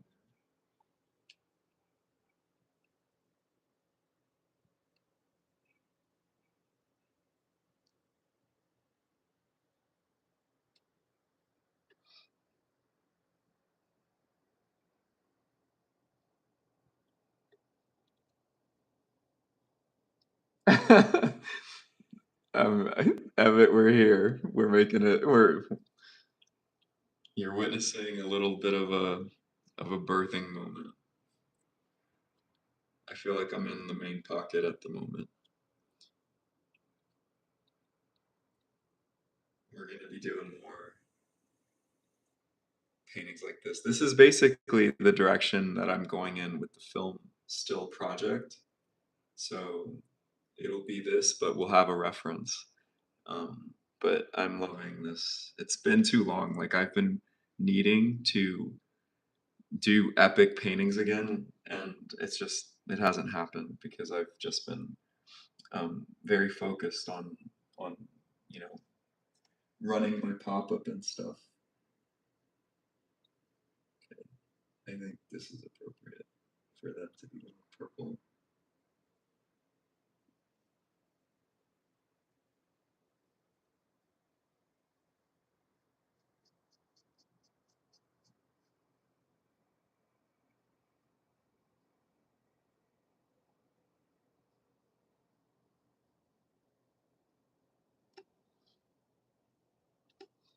I love that these guys have no arms. They just sit.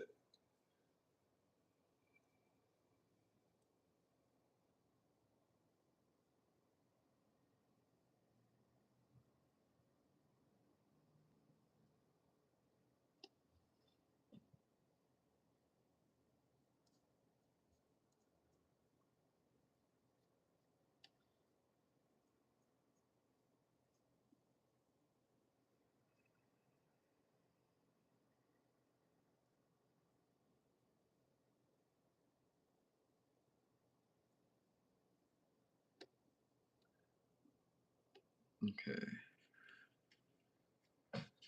There. I think if I had made them, any other color, they would stick out a lot, and I want them to be kind of the hidden treasure of the painting, where it's like we're here, and then we're like, wait, what? What? Who are they? Who are they? What are they doing? What do they want? I imagine these are the three bodyguards for this massive forest god. Never underestimate the small fry. So now I feel called to pull that purple tone into her as well. So I'm not questioning again, I'm just doing it.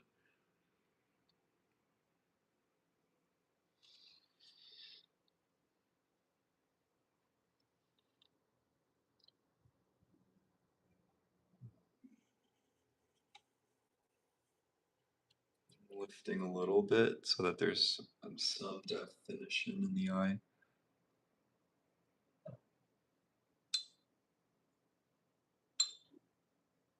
Some depth, rather.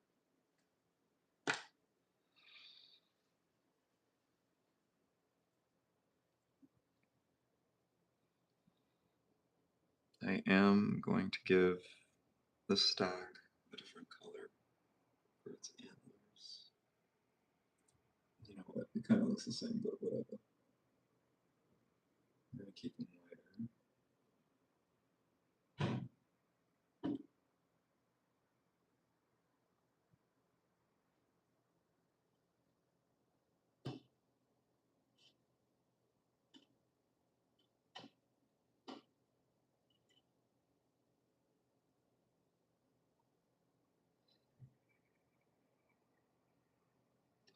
Not that light.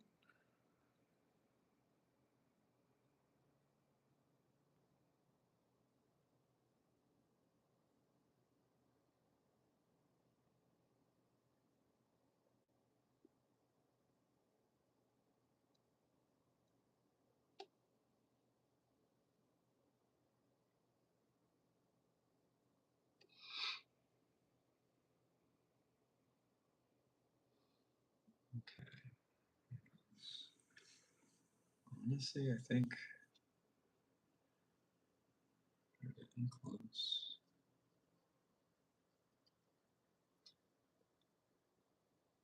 Normally, like if this was a traditional watercolor painting, it would all the finishing touches and stuff would come from further darkening values, but I'm I know that the ink will take care of a lot of it.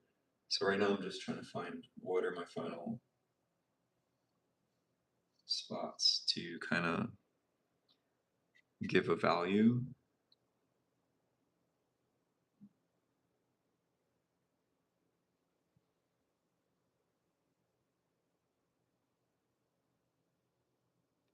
Uh-oh.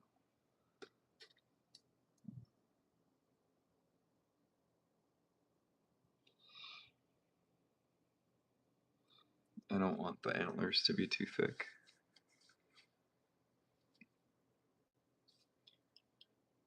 Okay.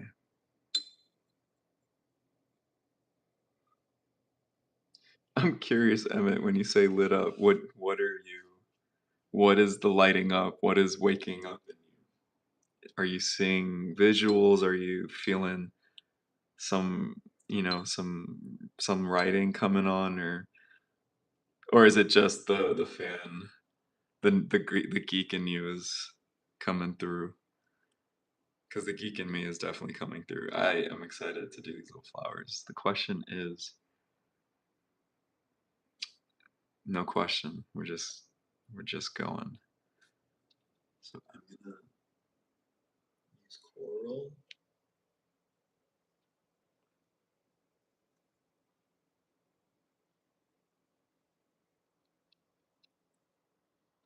That's a lot, but we will pull it back up. I'm doing like basically a first pass for the flower so that the center is this pink, and then I'm going to go over the petals with another color.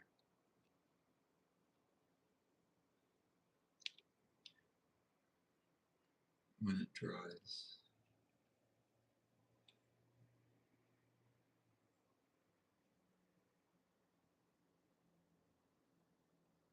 And I'm not being precious at all.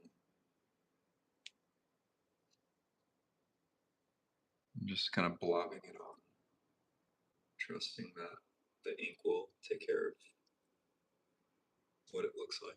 I'll define it further.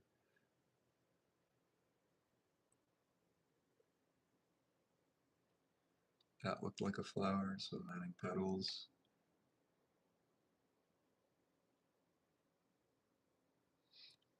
Trying to create different versions of little flora. Flora? I don't remember. Flora, fauna, they're all something.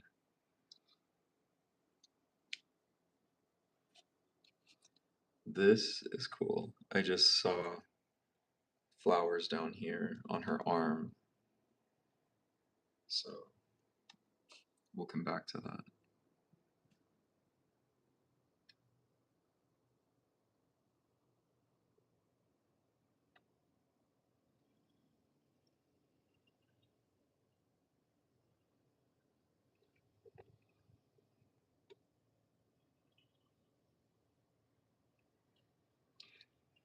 I'm nerding out for sure, but this is also inspiring me to do a tarot reading. Hell yeah.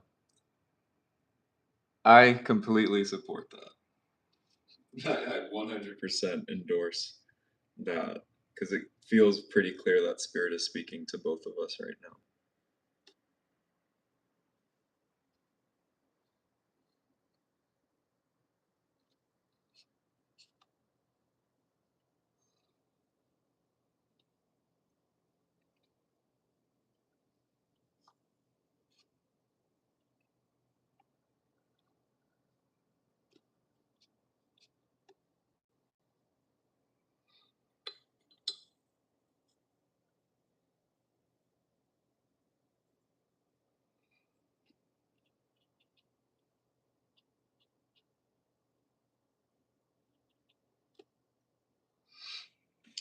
Let's see.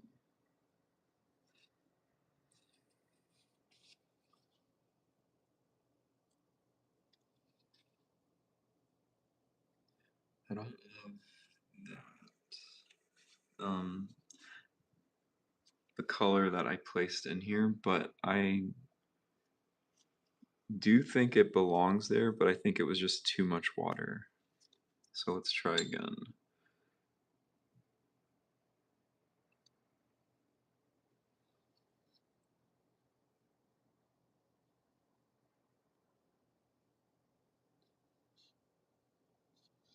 I'm also trying to remember that it's gonna dry down way lighter.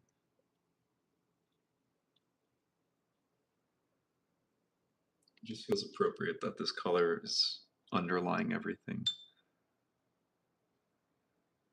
Like I might want to do a little under her chin.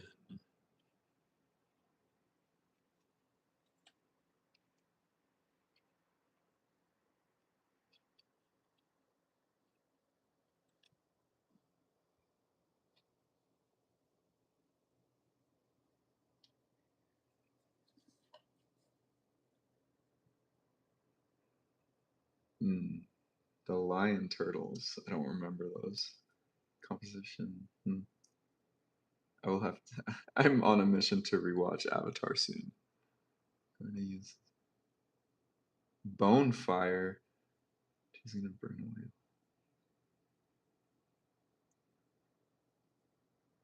away. Yo, I need that Bonefire card. Go grab it. Like, somebody send that shit stat.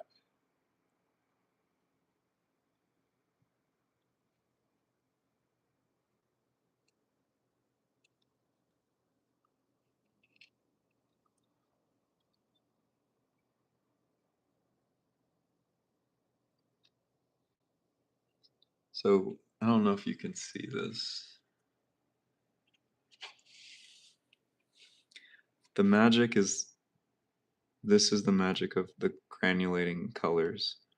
Everywhere I touch it with water, it's dispersing the different pigments. It'll happen in here as well. So it kind of starts creating the two tones that these are known for.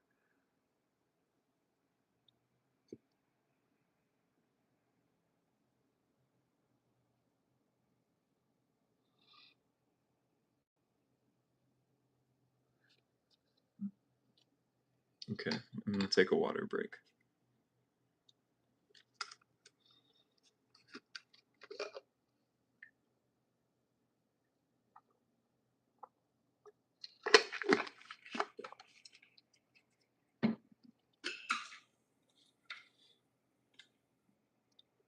Okay, this little guy down here. Uh-oh.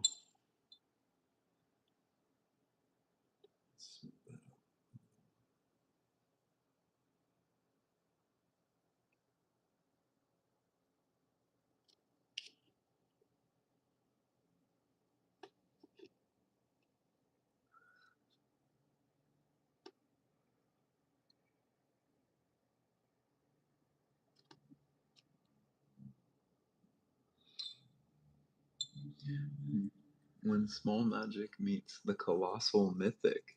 What's the colossal mythic? That sounds epic. Also, I'm seeing it from the camera's perspective for the first time, and it's like again back to it creates a context container for me to see it with like fresh eyes, and it's looking pretty special.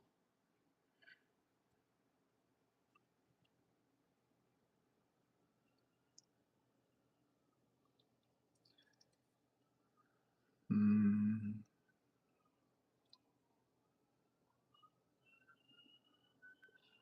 nice. I'm using the paint to create pretend overlap to give the eye further depth.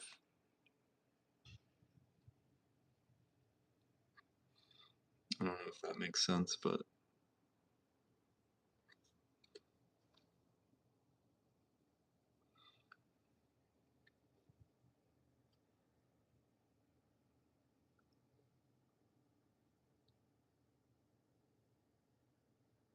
Wildermyth. It's a game about creating heroes and their legends, and there is one event where you run into the spirit of the forest. Ooh, I'm gonna have to look at these references. Wildermyth. Is it on? Is it a console game or a PC game?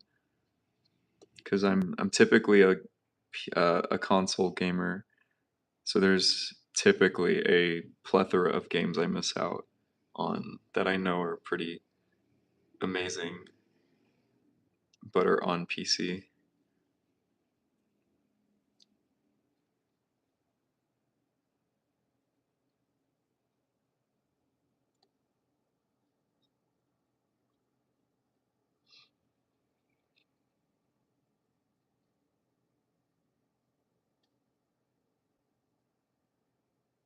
Oops.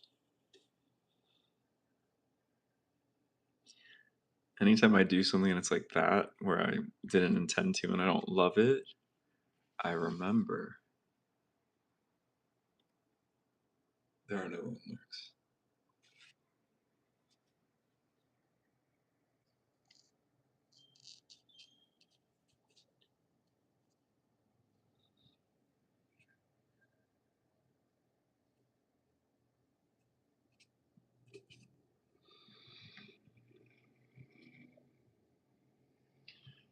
Okay. Ooh, look at that. Look at the blue that was hiding under the water.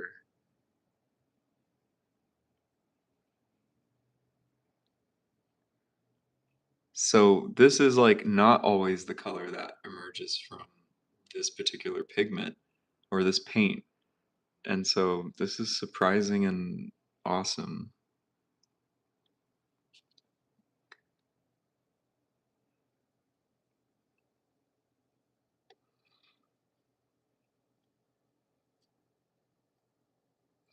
Pulling up some of the colors.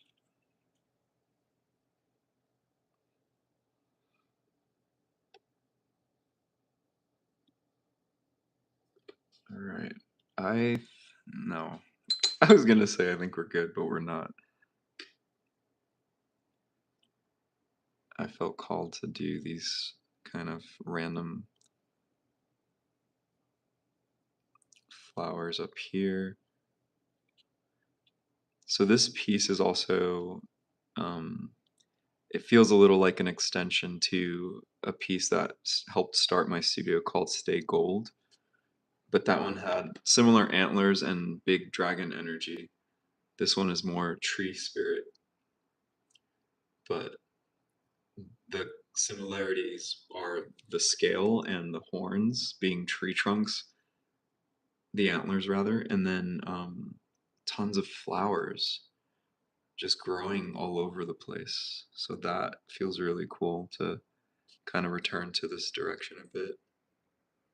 It was not my intention, but I suppose this is what happens when you give yourself permission.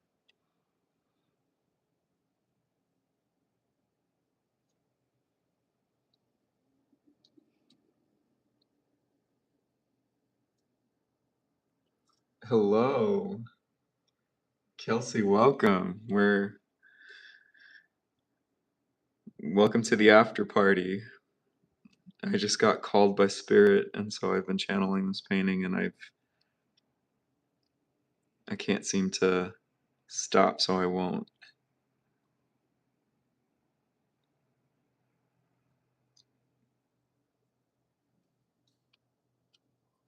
Sometimes it's just easier to splash it again.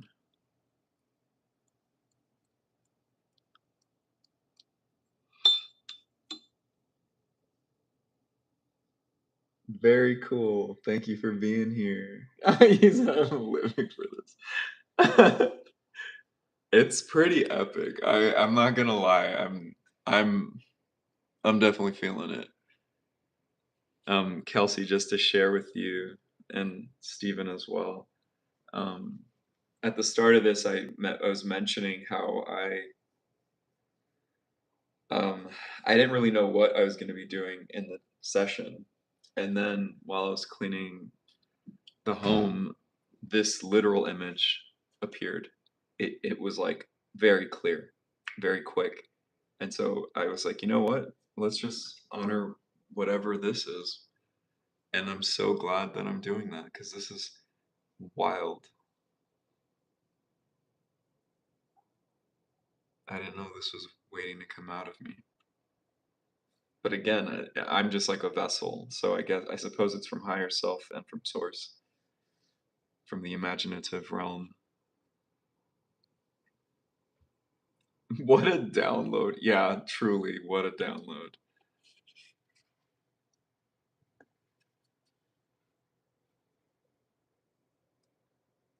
I like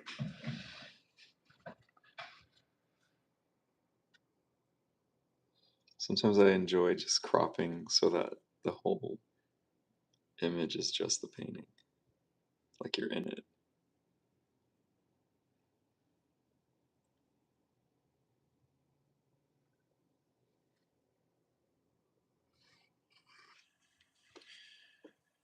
Hmm.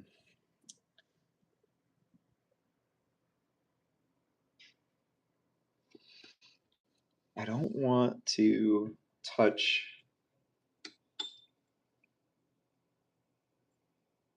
this texture. I think it's bold and like it has definition, and I think that's enough because this is supposed to be further back. So this one I might add some glazing, some more pigment to make it stick out more and bring it forward.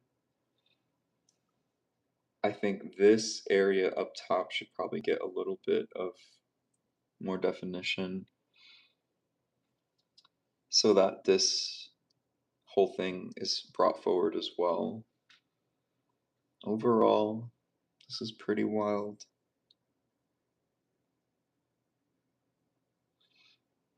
I'm trusting that I don't really need to do a lot more. I like the impressionistic nature of all of this.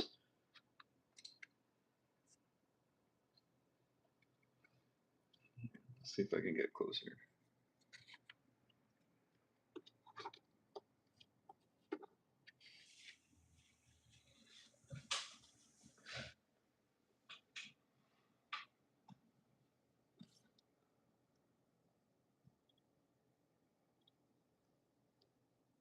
It's like, yeah, it's pretty wild. I appreciate you, Kelsey. I, yeah, I'm pretty shocked right now myself because this one came out of nowhere.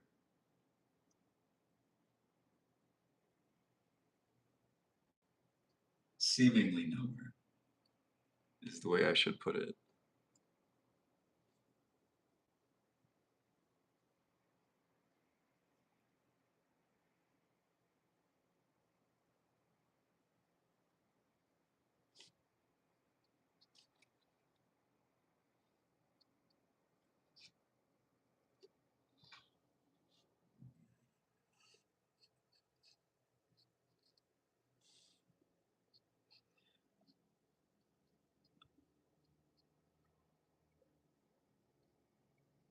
So this one just making space for more textures, more values.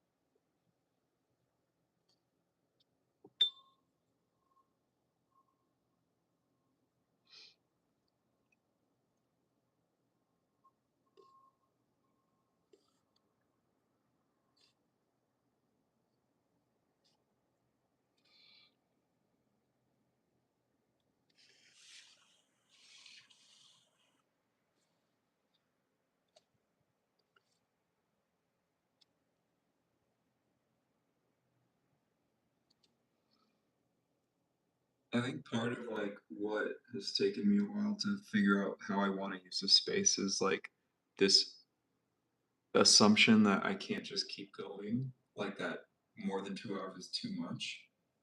And it's like most of my favorite creators that I follow and watch, or engage with their art, they make long videos and it's just a process and now I'm like, yeah, whatever. I'm gonna be here for a while.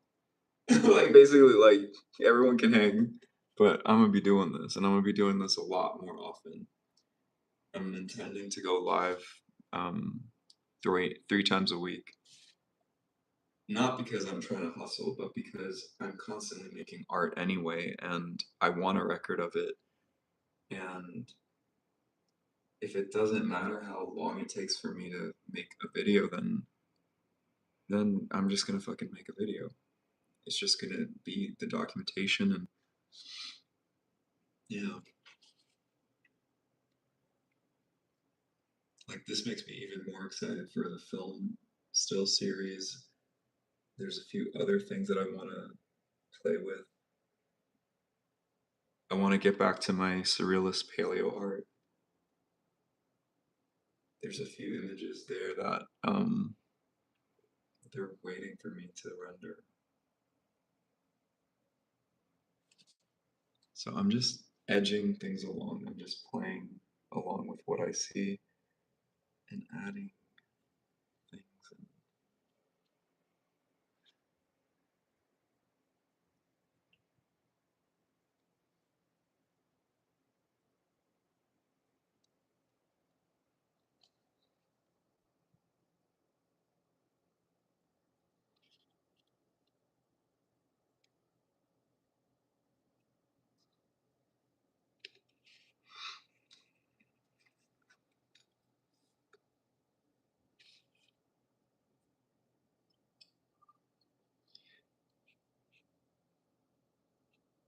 And, you know, I might, it's 8:30.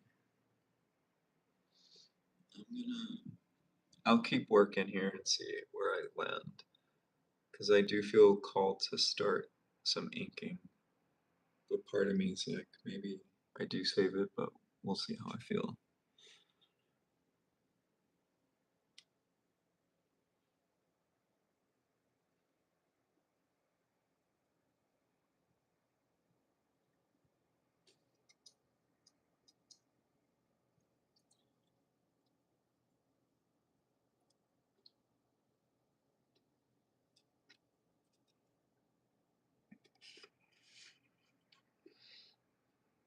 I said I was gonna leave this area alone, but I do feel called to add some texture to the front end since it's still attached to her head in the foreground, but keep it very impressionistic.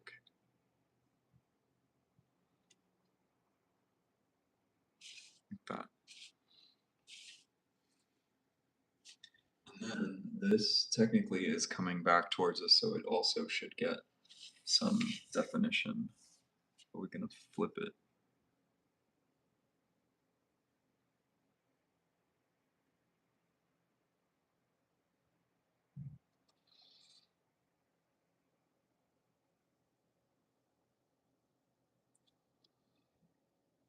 Kelsey, you'll know the reference, but I was saying earlier that this piece feels like the spiritual successor to Stay Gold.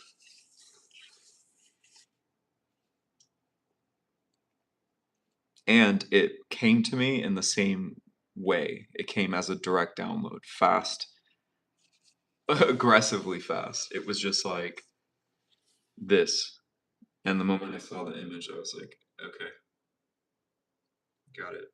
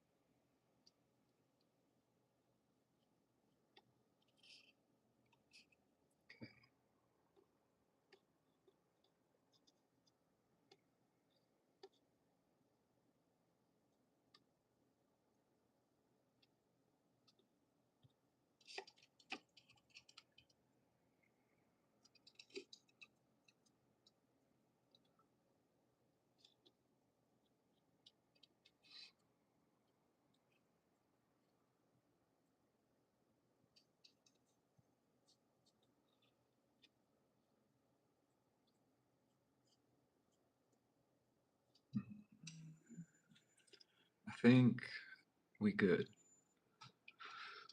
Let's see. Maybe that can be dark.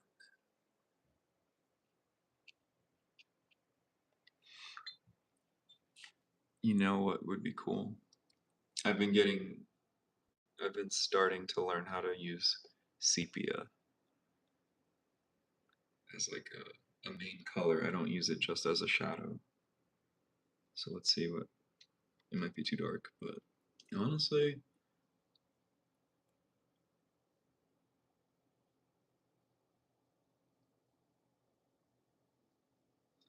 okay.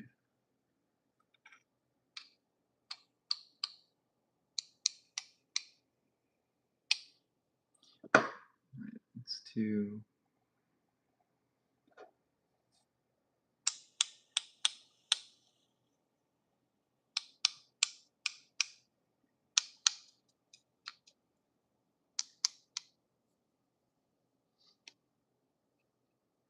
that's cool. We're gonna use the sepia a little bit as the inking tone to create the darkest values.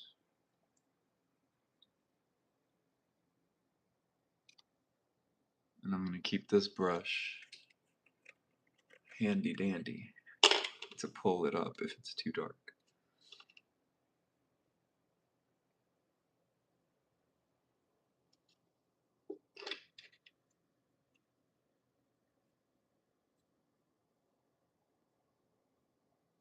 Uh-oh, I just saw jewelry.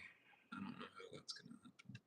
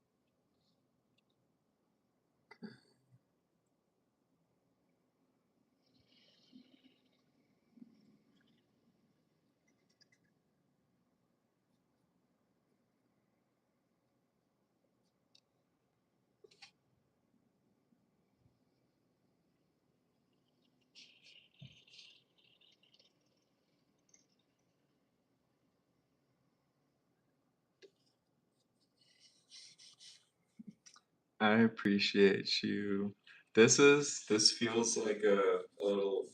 We're at episode 8, and it feels like we're locking in.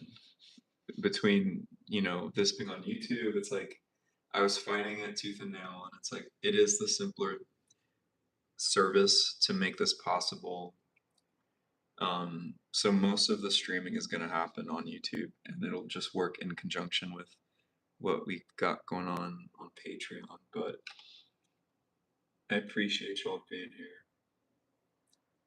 Um, for the birth of this, I'm like honing in on what the dream was, which is kind of creating a live show without the fucking need for, you know, propaganda making TV and film production houses and bullshit. It's just like it's like it's YouTube, but it's not.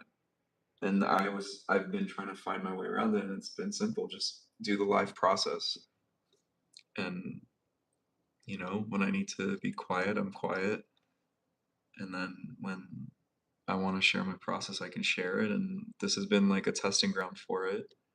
So I am really grateful to y'all for just being a part of this. It feels really magical, and I know it is, and I know that we're all a part of it for a reason. Um, so thank you.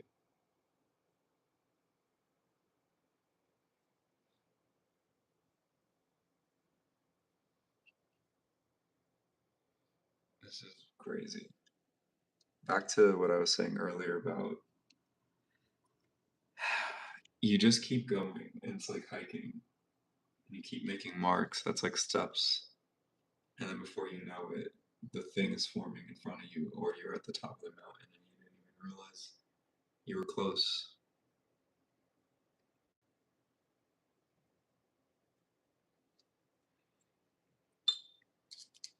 Let's take a step back.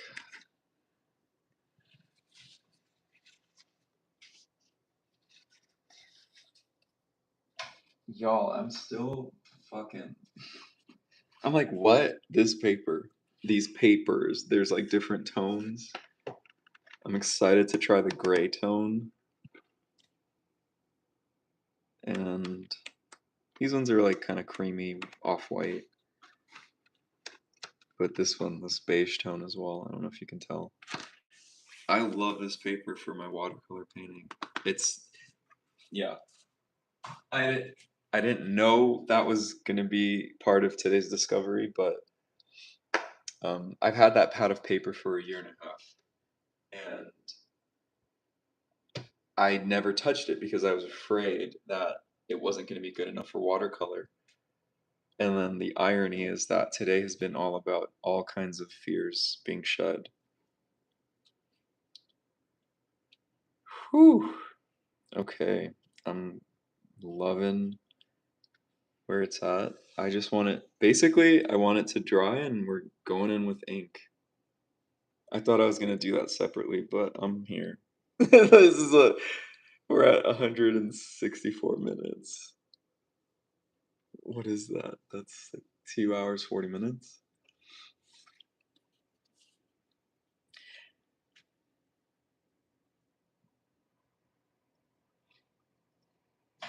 If y'all are here, I'm here. I this is very exciting because I feel like this is really kind of the start of where we're headed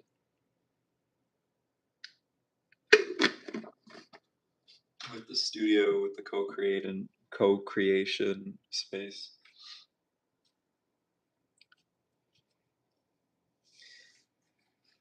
When I need perspective on whether something's working, I always turn it around.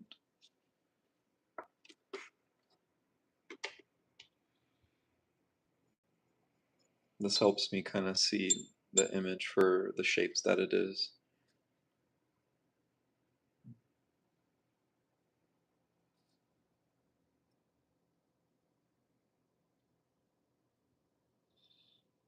Hmm.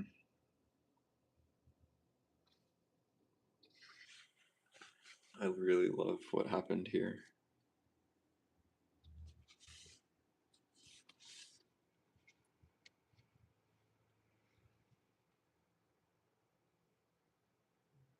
don't want to touch it too much.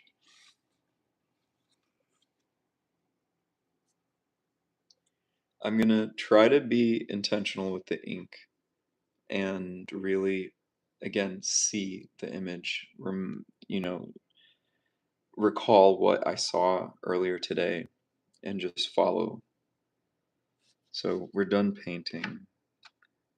Although, no, one last thing. Important little detail. Requires a tiny brush. The flowers deserve to have their little centers.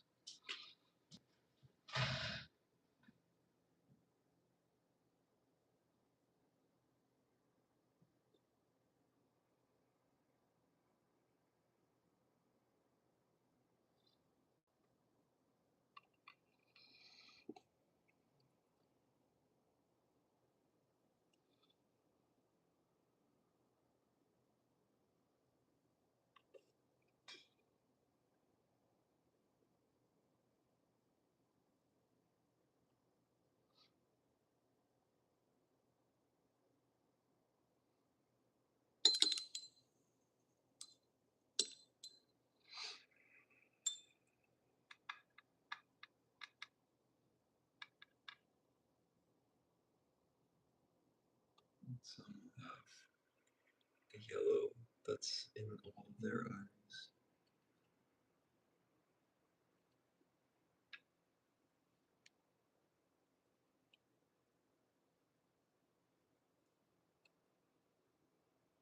There's not a few more. Oh yeah, oh, you know what? Let's take this opportunity to add more flower heads or flower centers, whatever those are called, because I'm gonna add ink petals around them.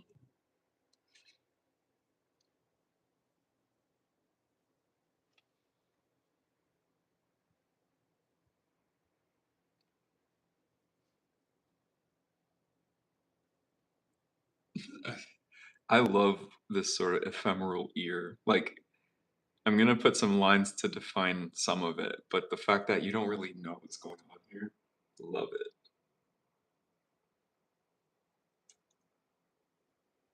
Let's see.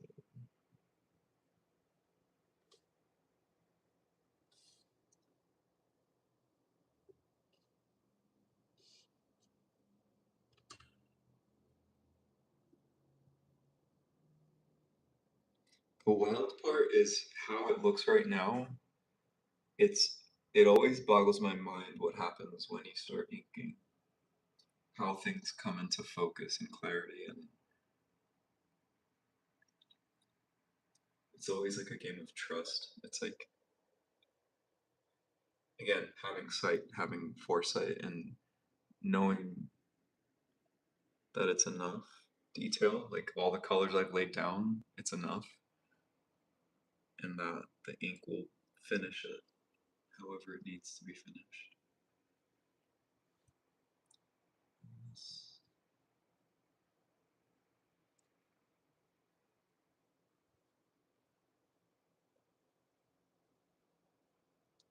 Let's leave it alone. We ride, motherfuckers. Alright, I'm putting the paints away because I think it's a wrap on the paint for, what did I call this piece? The Feminine Divine Returns? Something. Well, if a better title comes up, I'll use it. But in the meantime, it's something about the return of the feminine. I think it was the return of the feminine divine, or just return of the whatever. I'll get there. We'll get there when we get there. Okay. In the meantime, while I let this dry, I'm gonna return to the two other things I worked on today. Which again, I can't help but feel like these are all now connected. But I'm gonna warm my hand up by inking these just a little bit, and then hopefully the main entree is done drying.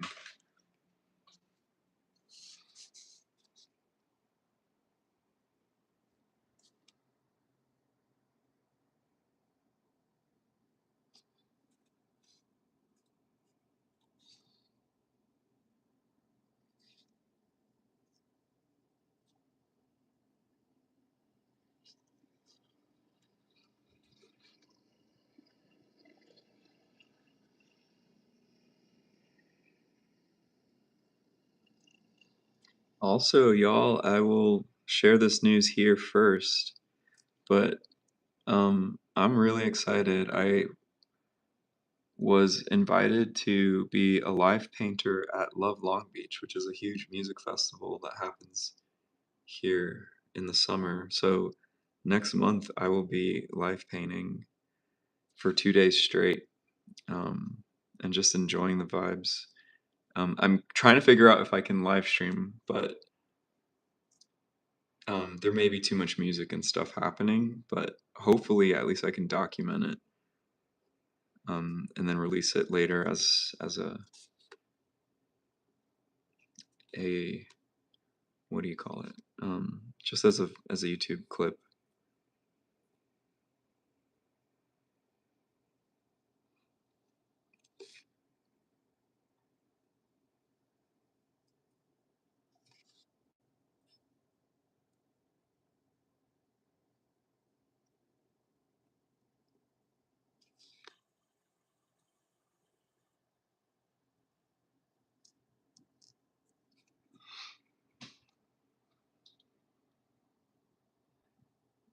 Oh, I'm so excited. I wish you could be here for it, but that makes me even more excited for it.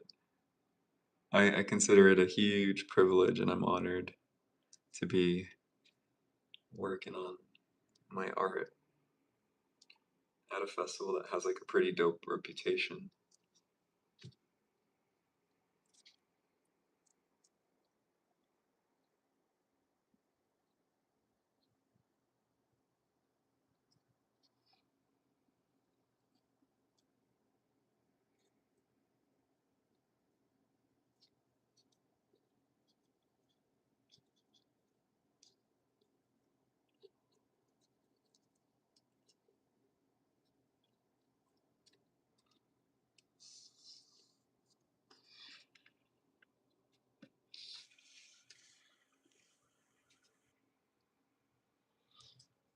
Let's see, how do I get closer to this?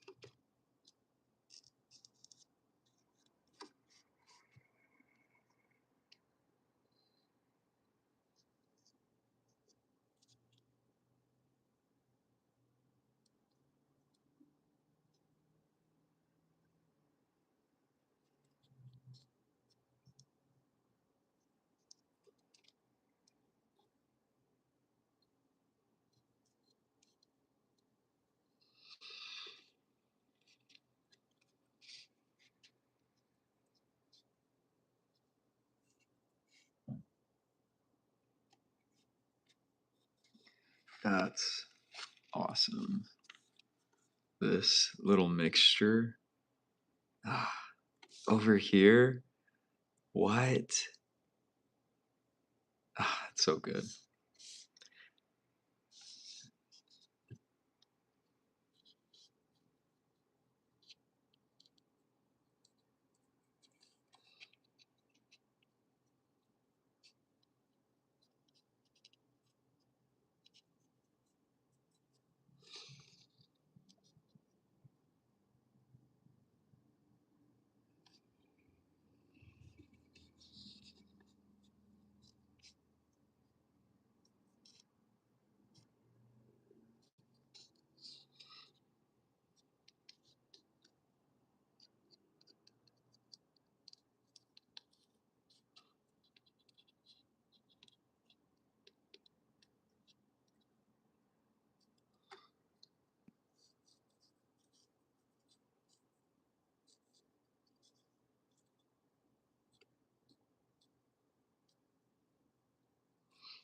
Titanium buff.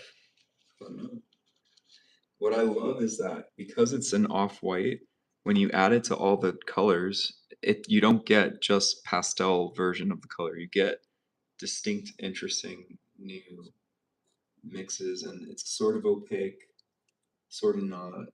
And I'm just really digging what's happening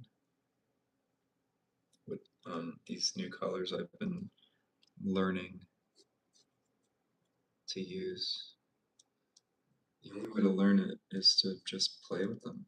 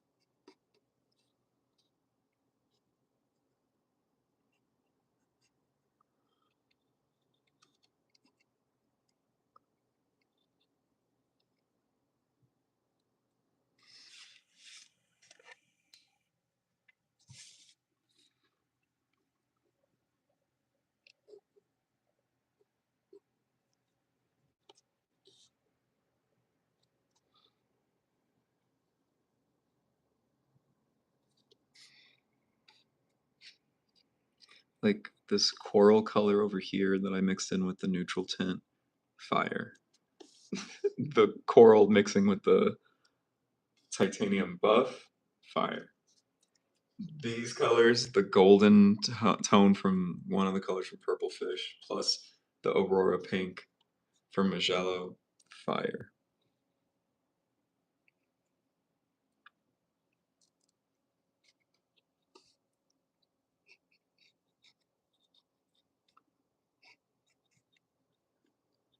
Woo! I love these damn colors and the textures they created. I can't get enough of this zone, this sort of like loose sediment, just everywhere. Very cool.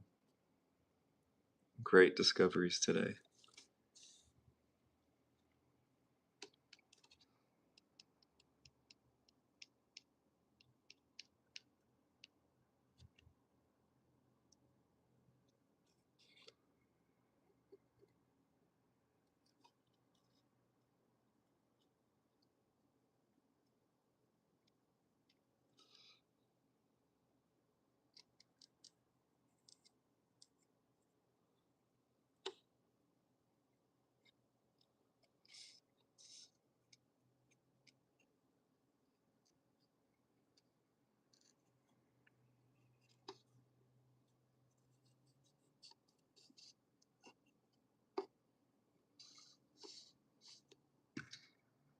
Okay, I think I'm gonna leave it here for now, but this was a piece I wasn't crazy about. That's the thing that happens with like I wrote this down somewhere and I mean it, and it's my process. I I will engage a thing until I find the beauty in it. That's basically my art practice. Until I see something in it that resonates as beautiful and moving for me somehow, um, I'll keep working at it. I'll just go in again and again and find something to love about it.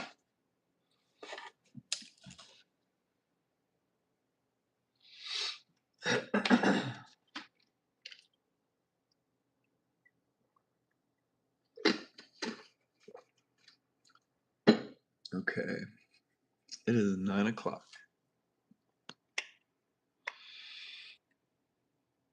I got this right here. I think it's pretty much, I think it's dry. Just look at what? I'm so impressed with this paper. I'm like confused. Not a lot of buckling at all. It held a lot of water. and it just produced really beautiful results. And I I can't get over how it feels. Like it's the right amount of thickness, but it's very loose. It's very um, s- whatever. I can't explain it. I love it. I'm excited to use more of this paper. Let's see, where am I gonna look first?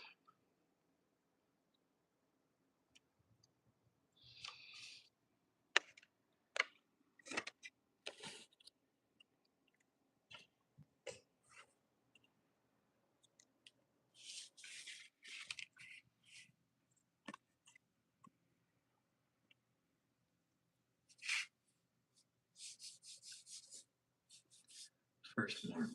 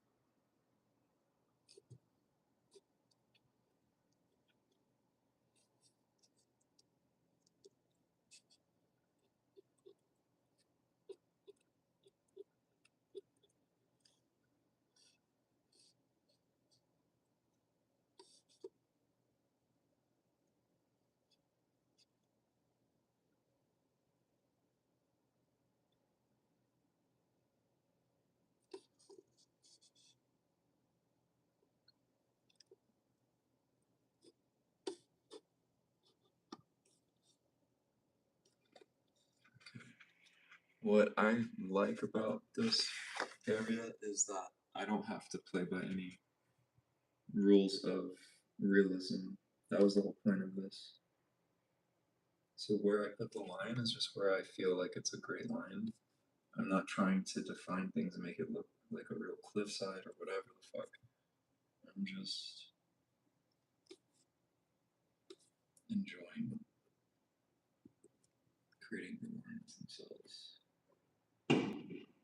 Ooh, fireworks.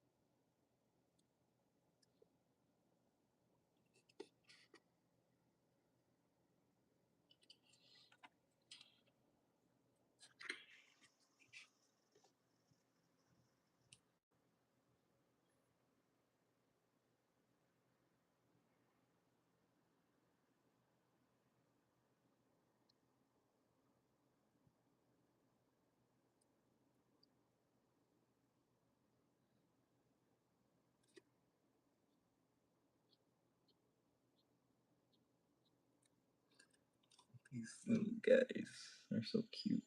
They remind me of molars, like the big back teeth we have.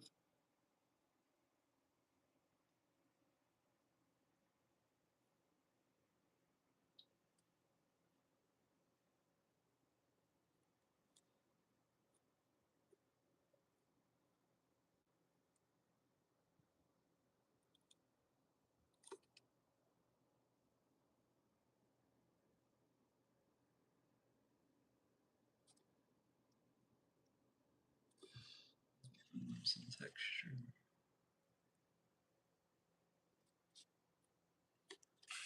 This one's chilling on some grass.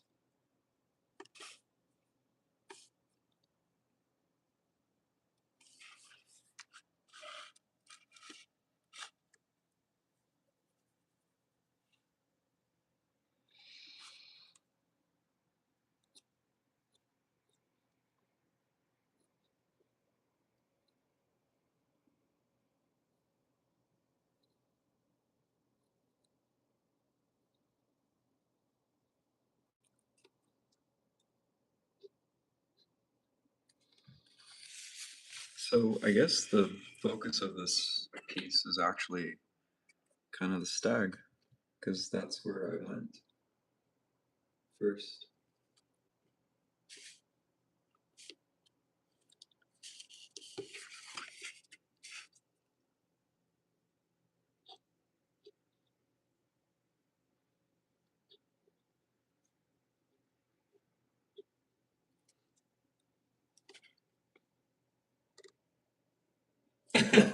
Built like a tooth. This is the one that made it very clear. I was like, oh shit, we got a little tooth creature. Tooth fairies. We have a forest god, we have some tooth fairies, we got some um Narnia-ish stag energy.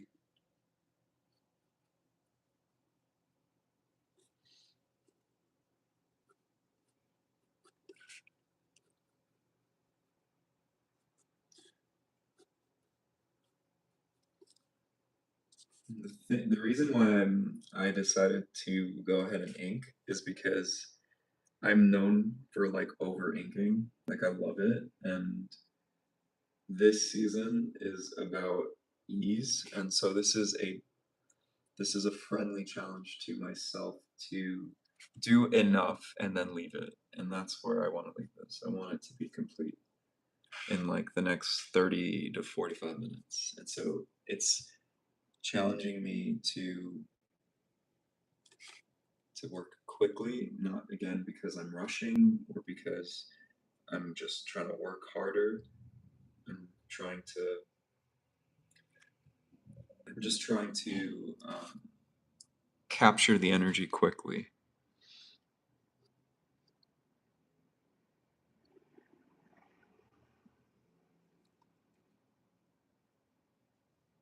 There you go.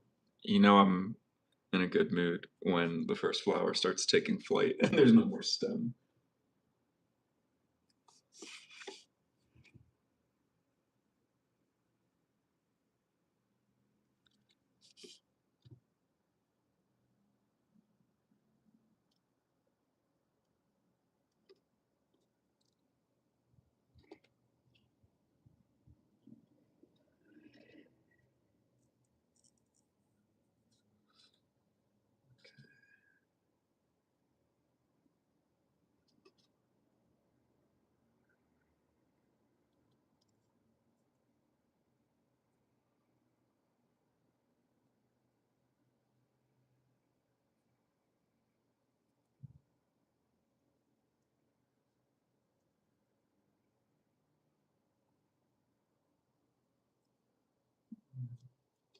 Okay, this is a perfect example. I don't want to get too detailed in this zone. What I loved was how much is sort of just like blurred away, and I'm just suggesting these trees.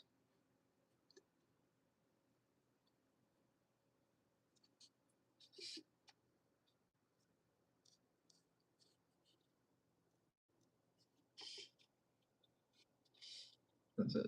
Leaving it alone. These plants down here, though, those should get more of the focus.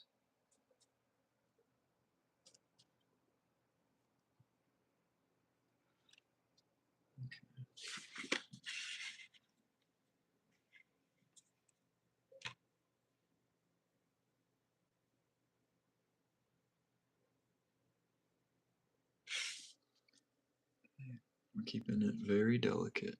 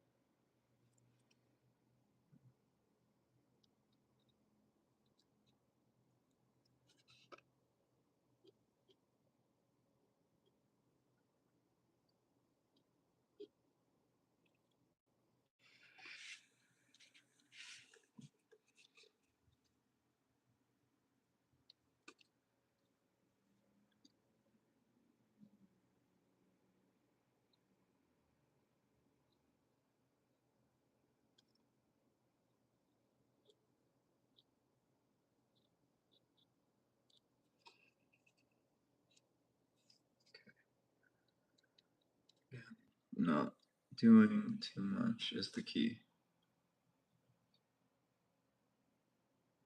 If I start defining every single thing, then you lose a lot of the magic.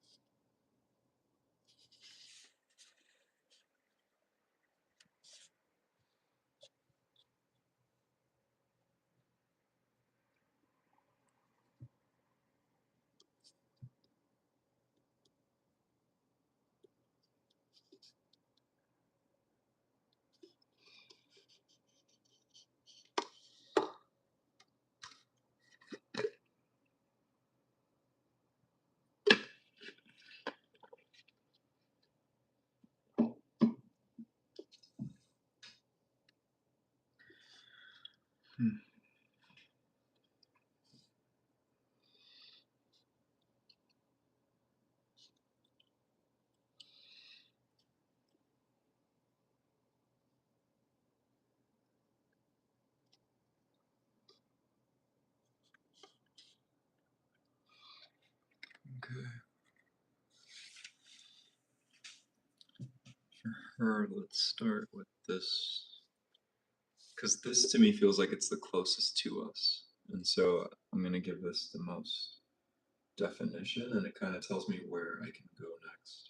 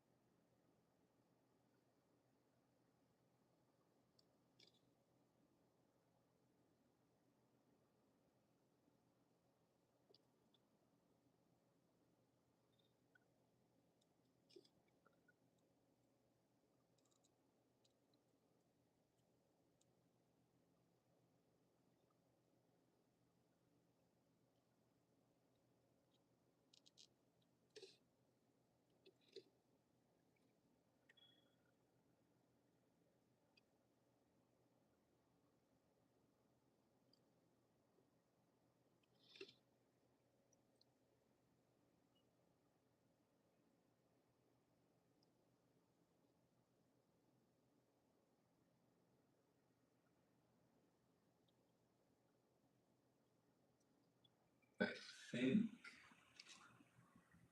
I'm going to do basically like this first pass of ink, and then I'm going to go relax and celebrate a really dope painting. Um, the final inking, like any final touches and stuff, might just happen off camera. But of course, I will share this with my peeps on Patreon, the high risk, yeah, it's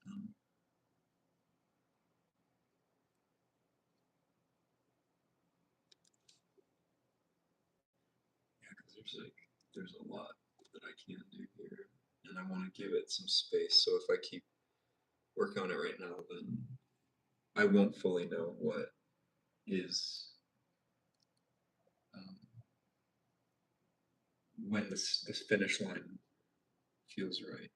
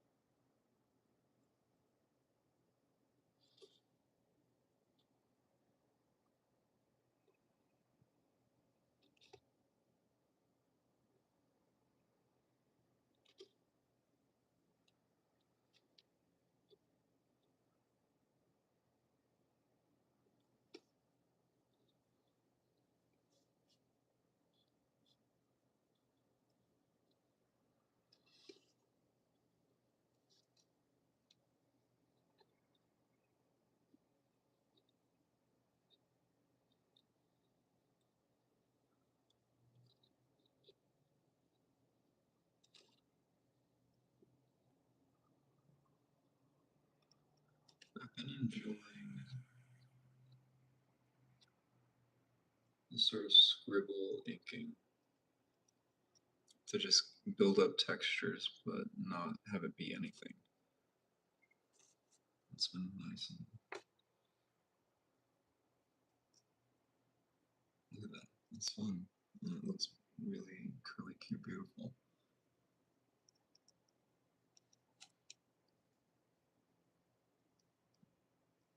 Just kind of letting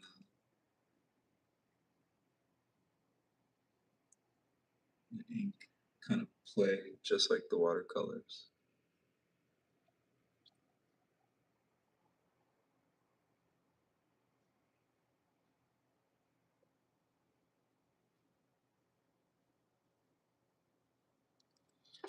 Honestly, right now, I'm just kind of tracing.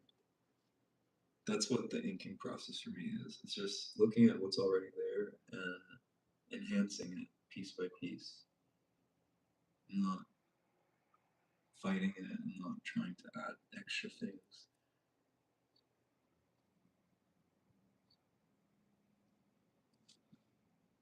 Just playing with what the water and the paints gave me.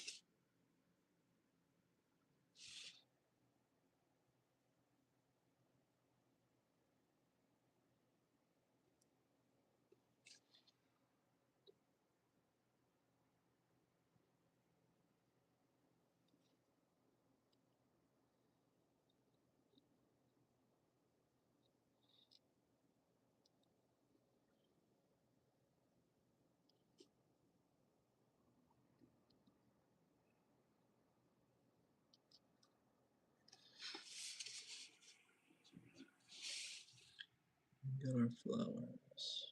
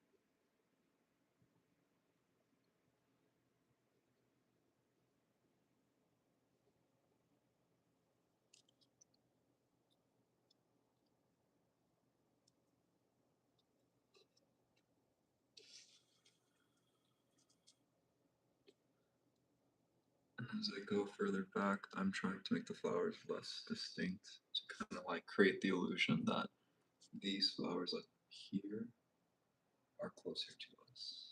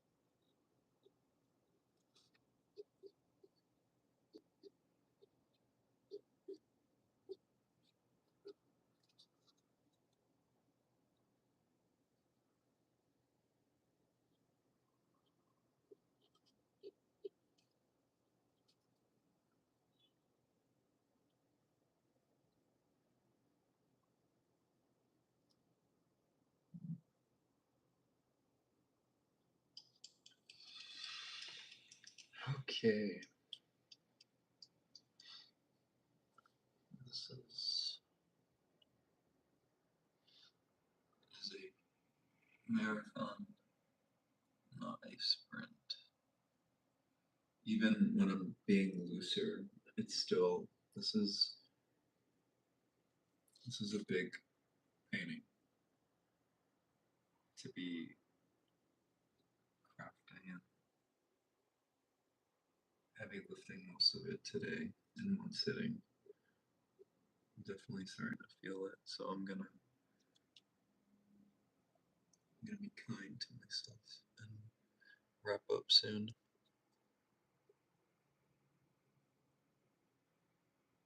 I've been learning the hard way as an artist. Sometimes we can be very enthusiastic and still we need to know when to take a break,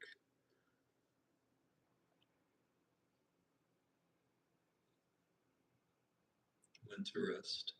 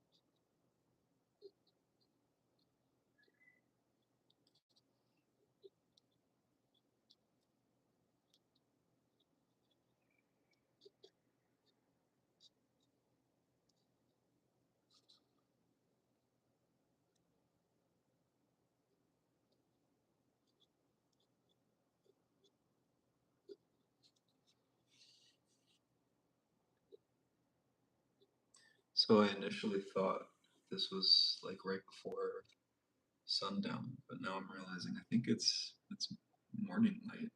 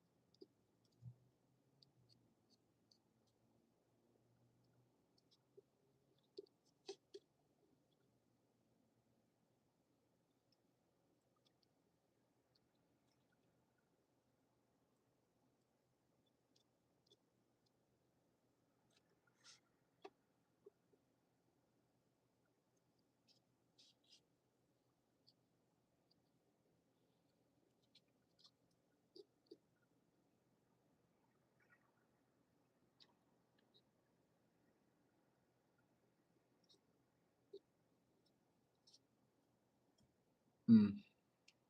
It does feel radiant. Thanks for being here, Emmett. It feels really powerful to be witnessed in this moment.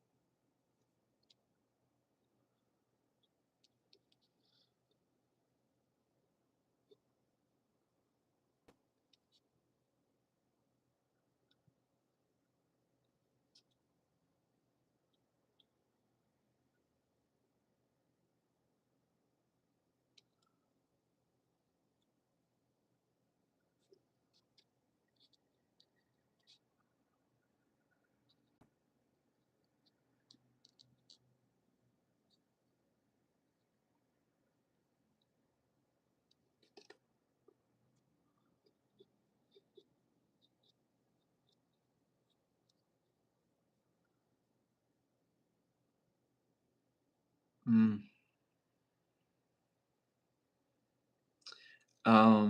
That's a good question. What kind of animal inspired the four-legged friend?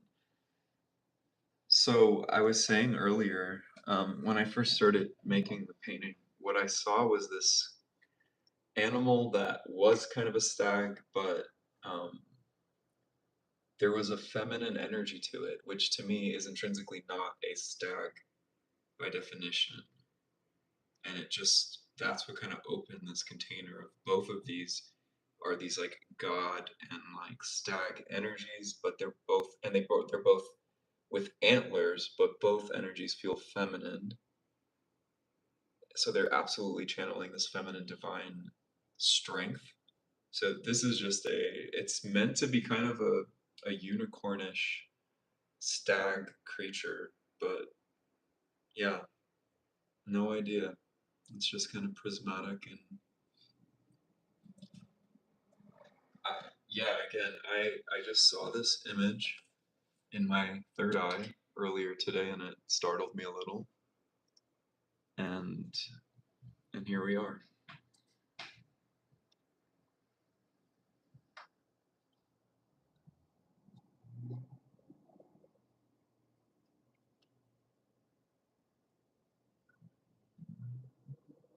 Hmm.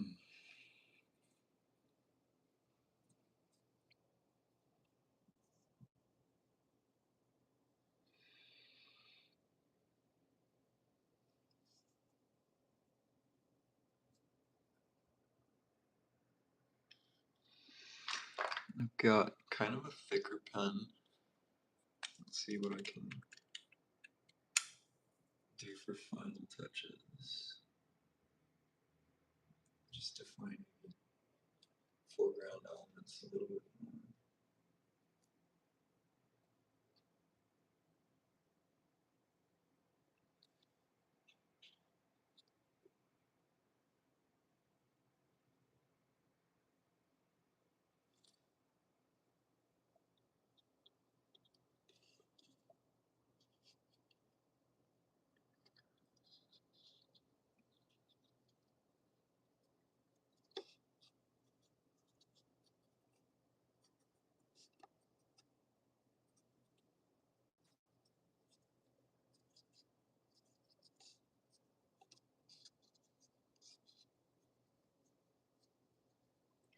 Looser for this arm, keeping it more in the distance.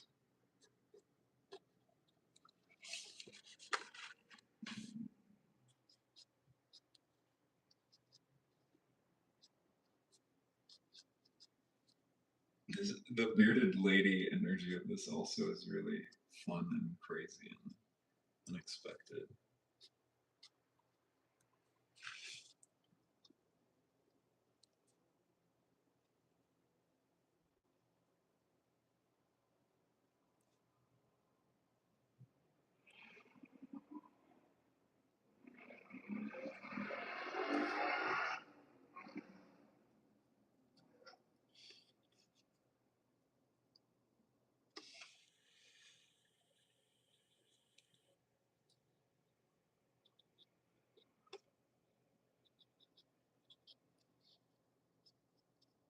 This has been another one of my new finds that I really enjoy. So I love this, will always love this for everything fine line.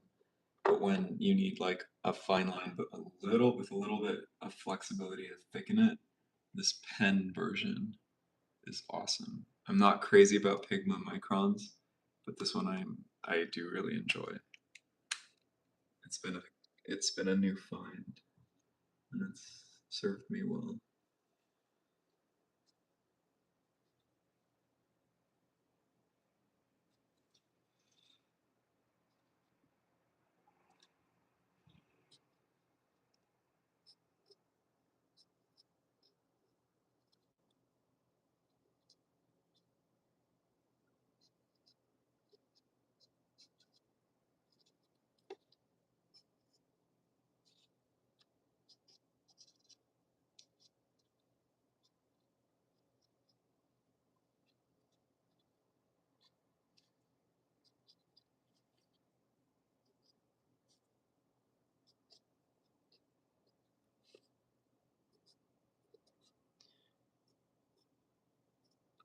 Going to call it soon. I can feel it.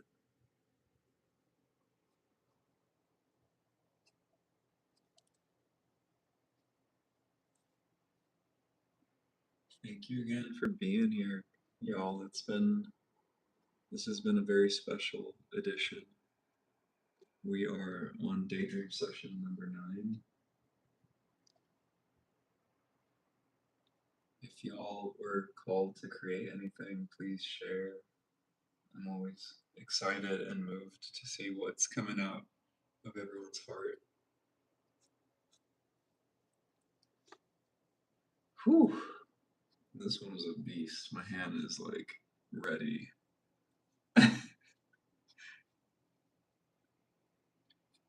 This one was not joking around. What happened?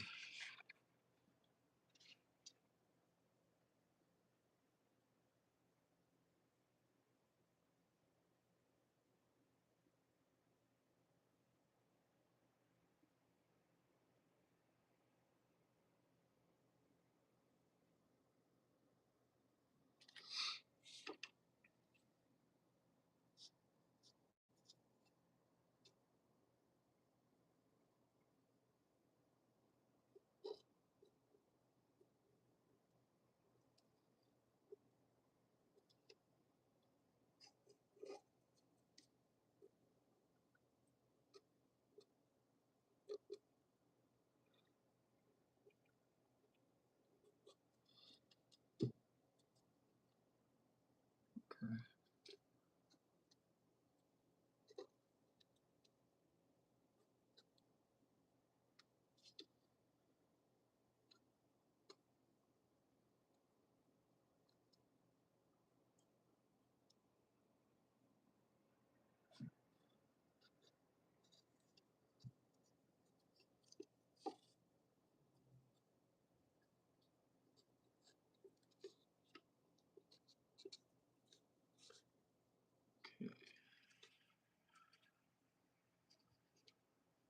I might finagle with it a little bit after I give it time, but I think we are almost done.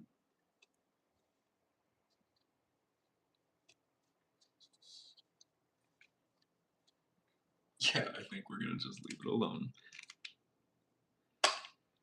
Whew.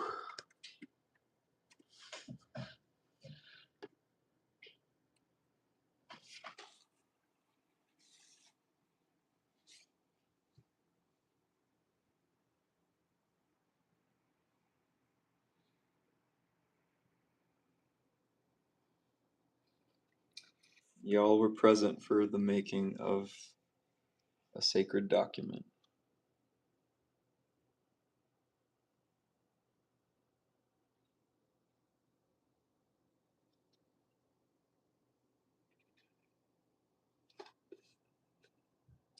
All right, y'all.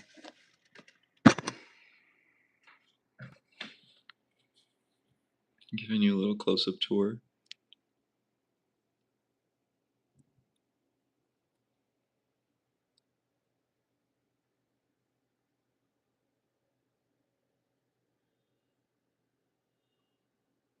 from the perspective of the little spirits. I don't think they're tree spirits anymore.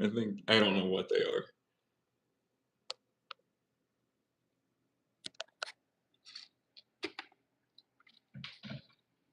Just a little morning energy. I'm also called to just name this one like 5:55 a.m. somewhere. This might be a sequel to Stay Gold and to 4:32 a.m. But we'll see. All right, y'all. Thank you for being here. This was a crazy one. This is what, close to 4 hours. Thanks again. I'm gonna go eat dinner and lay down. Maybe watch a movie. I'll see y'all next week. Peace, love, and light to everyone.